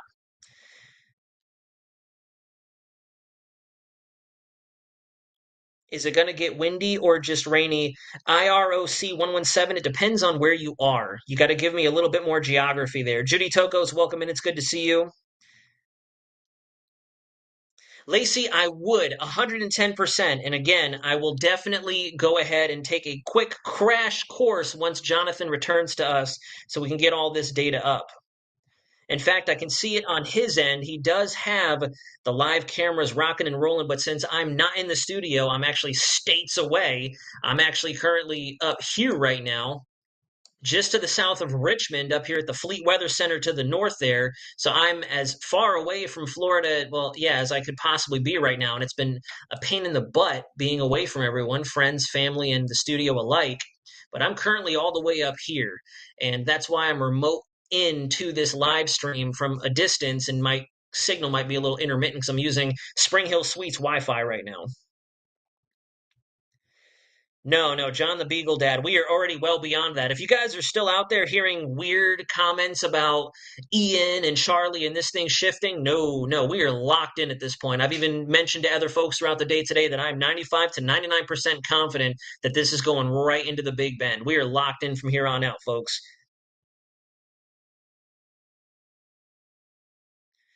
50 to 60 miles an hour max in Georgia after it gets close to Atlanta. Well, I mean, we'll see.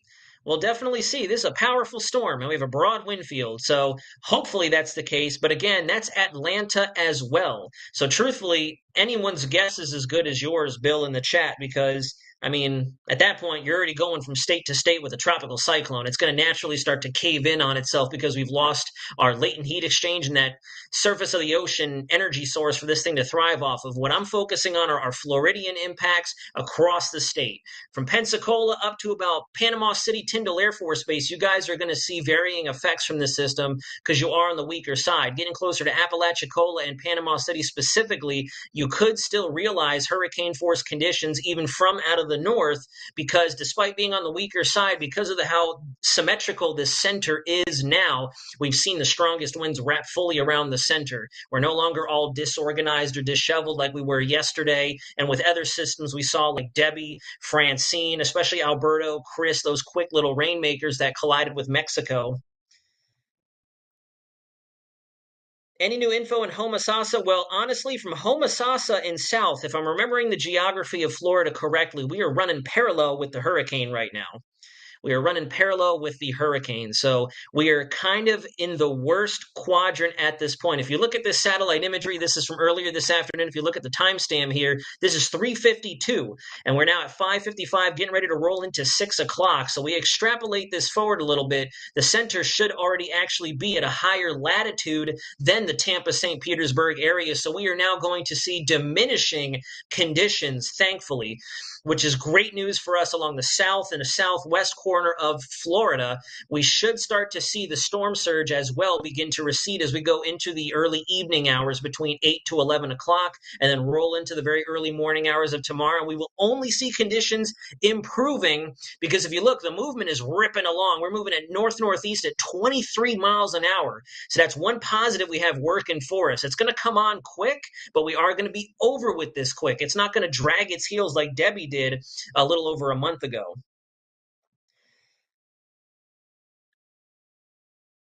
So is the hurricane dying now? Is the pressure going up or down? Pri and Patel, I'm going to go ahead and leave you guys on this screen. Let me go ahead and move over to National Hurricane Center. I'd be baffled if this thing was dying, though. There's absolutely no way. Absolutely no way. They haven't put out any intermittent advisories just yet, which is good news. Usually they're going to update us in between advisories if there's something pressing that they've received from reconnaissance aircraft.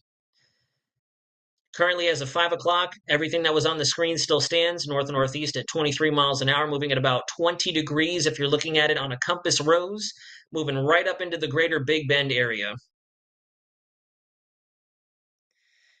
Now, as we're talking in Category 4, regardless where we stand right now, we are 5 miles an hour away from achieving sustained Category 4 impacts. So think about it.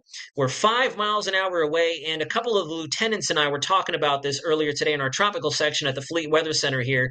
We're splitting hairs at that point. Whenever you're dealing with a major hurricane, as the name implies, the damage is going to be extensive regardless of how you cut it. It's a major hurricane with 125 mile an hour winds.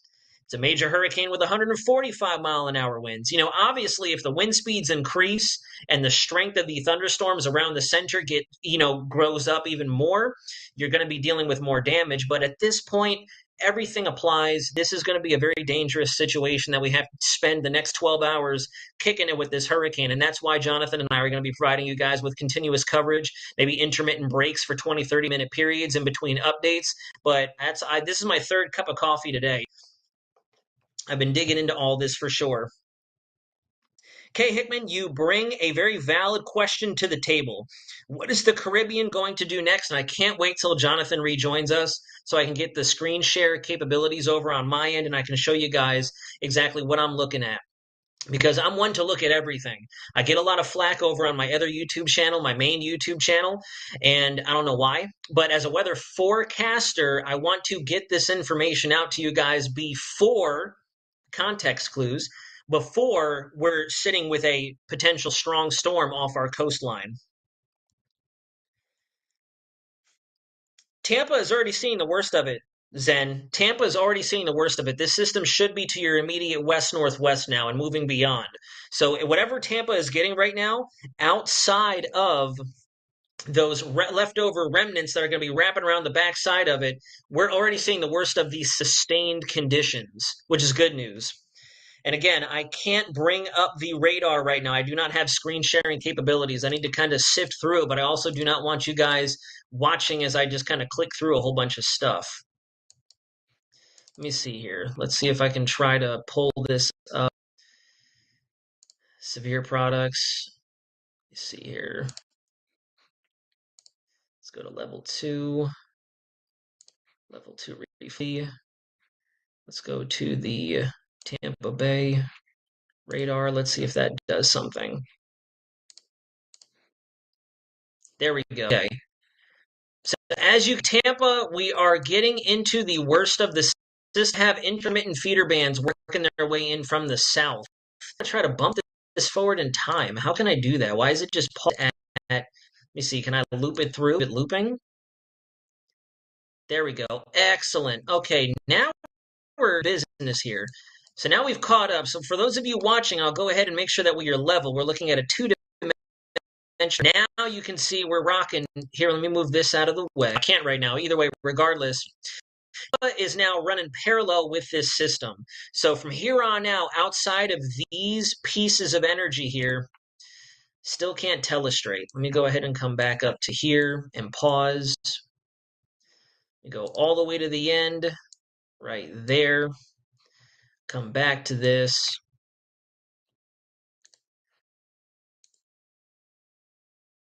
That's the toolbar. It's like a little icon. It's not the actual toolbar.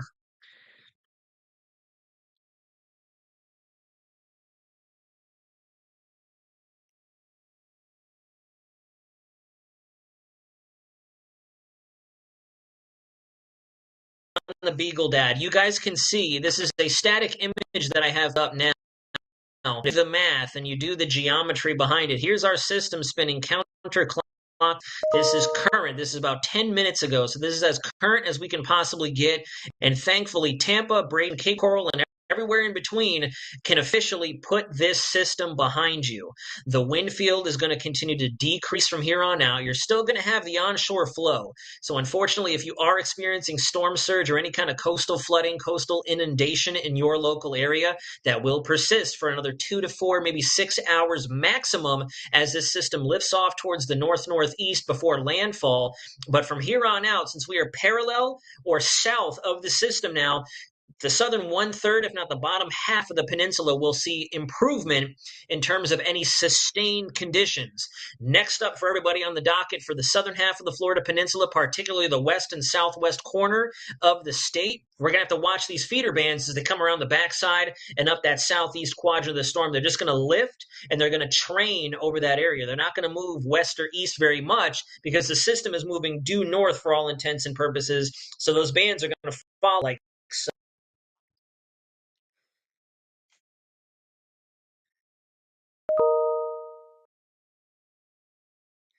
Bill, I don't know why you're calling folks, especially the actual trained experts on this system, liars. We are at 120-mile-an-hour winds, very close to 125-mile-an-hour winds.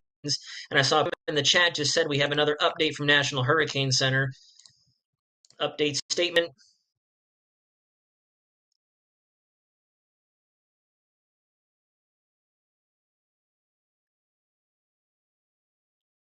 Still deepening ever so slightly. We're down 1 millibar now. We're down 1 millibar.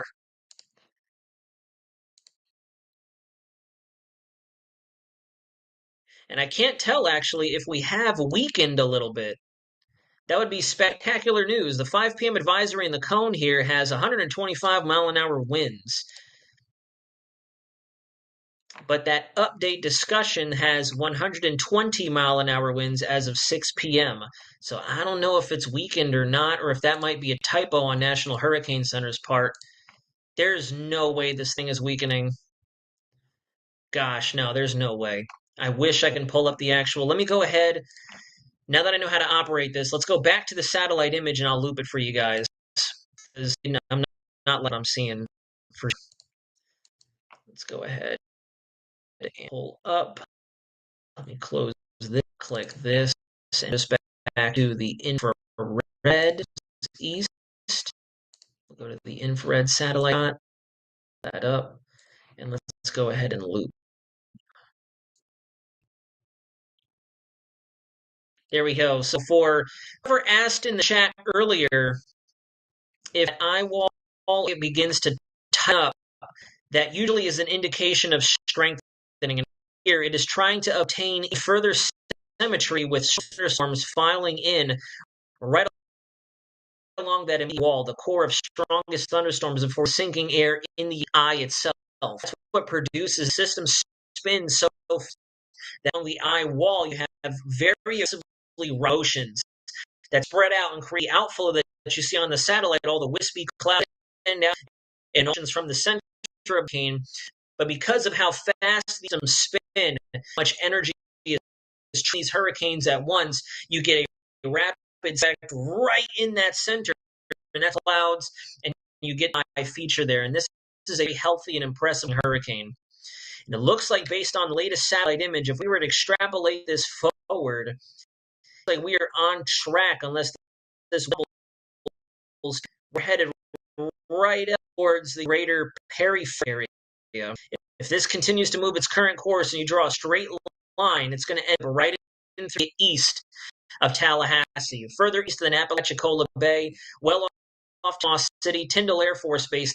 The area out here, we're going to receive the immediate west side of the core. You will be on the weaker side, but regardless, you're inside those hurricane conditions, should be treated as such. There we go. So we've deepened a little bit, but the sustained down.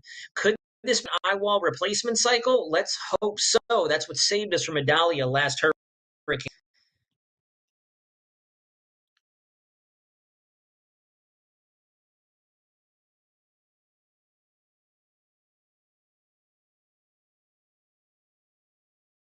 Yeah, again, sorry guys, you're gonna have to bear with me. I can't. Like I said, I'm using hotel Wi-Fi. I wish if you guys want, I'll open up a GoFundMe. You want to buy me a quick little mobile hot for situations like this? That'd be awesome. But unfortunately, I'm doing. I went out and bought a laptop because my work blew up. It doesn't work. My personal laptop was very dinky. It had no bandwidth whatsoever. It was too small of an internal processor to do these live discussions. So had to more or less just get rid of that. So I went out last second. I figured, to heck with it. I'm going to go ahead and buy a whole new setup so I can get live and help start talking to everybody. And they just bumped up the winds again. What's going on? Maybe Dork National Center's part. I don't know if you noticed that. And I thought it was weird myself, but we're back 25, still deepening. It must have been a tight error on national hurricanes. We are still at 125 mile an hour sustained winds.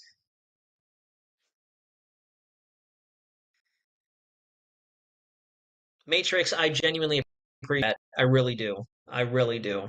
It's been so stressful not being able to connect with my regular viewers, all you guys. I feel as if, even though I sign on the dotted line, I have to. It pains me to not be in the trenches with you guys. Chris, thank you very much for that. Sincerely appreciate it. It did, Matrix. It dropped 1 millibar in the last hour. So hope we're seeing this rapid intensification phase down, but there's a lot of this thing to nudge that extra 5 miles an hour to make it to Cat 4 status, and that's what National Hurricane Center is thinking.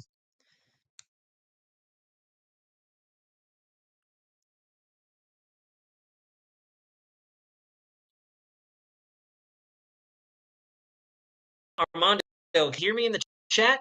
Somebody's saying that I'm on mute, unless he's talking about else in the chat who shouldn't be talking. Yeah, guys, despite some of the folks in the chat right now, I really don't know where they come off. I really don't. I feel as if, and that goes across the board. I'm going to go on one of my soapboxes here, and I'm sure you would support me in this. There's nothing more painful for me as a credentialed weather forecaster and meteorologist than folks who talk just to talk. Like, experience is one thing, and having experience or 2 or 3, that's great. But first of all, you need to understand the big picture and the mechanisms that go into these cyclones. You need to understand that every storm is in its way. Helene is not going to be the same as Idalia. Idalia is not going to be the same as Michael's not going to be the same as Charlie. Ian was far from the same as Charlie Shore, pretty much in the exact spot. Every storm needs to be respected. And that's kind of what we like to use here at the 13. Matter of fear or being concerned or scared. That's where situational awareness comes in key, and it's critical during times like these to respect the circumstances that are at hand. This is not a Friday thunderstorm. It'll be over as soon as you go to bed. Rain, bring rain, ponding in the roadway. Your shoes wet if you were to step outside. This is a very different circumstance. Very different circumstance, and I would argue that all down as low as a tropical storm be respected because you just don't know what'll happen. Could be a freak, and of all things, nothing that turns into something big because of a simple moment of bad luck.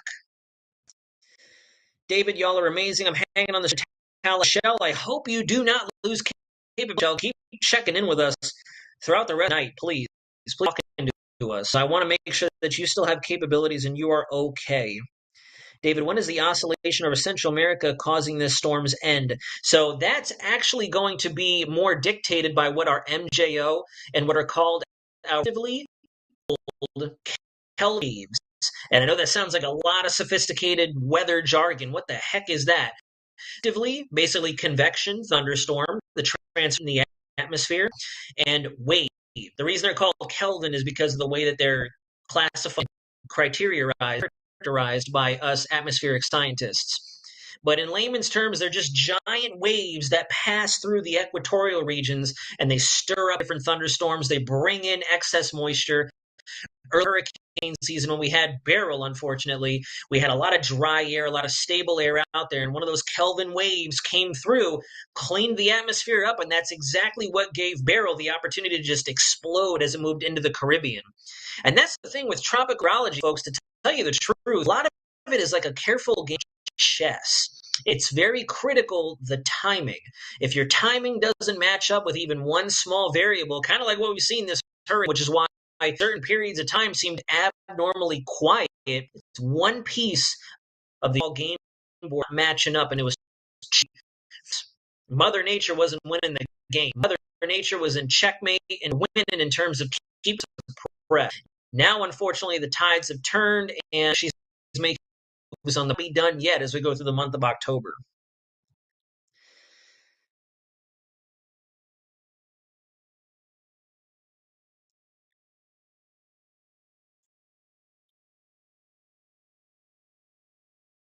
So, what is next Caribbean? I'll go ahead and kind of the picture through it as best I can. So, what's going on? And in fact, let me see if I can expand this satellite. I was talking about a few of the LTs I was on with earlier this morning and this afternoon too, because conversation potential, and then all of that there was very possibly, not possibly. I'm sorry. We were talking first thing in the morning after the morning brief that we opened the watch floor. We were talking that, hey, there's a lot of, fairly confident agreement down. Could be watching another entity that could pose a risk here, not only in the southeast, but the Gulf of Mexico and the Caribbean altogether, which is a bummer because we're dealing with Helene now. We don't need that. We don't need a second one. And that's why I really emphasize what's going on down there as we move through time. So let me this out now that we're don't look up, John, but you're in the East Pac. Mexico has not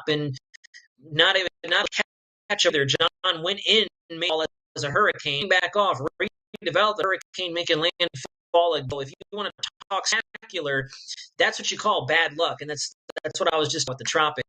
But what's happening here is we have this modification of the environment going on off of Helene.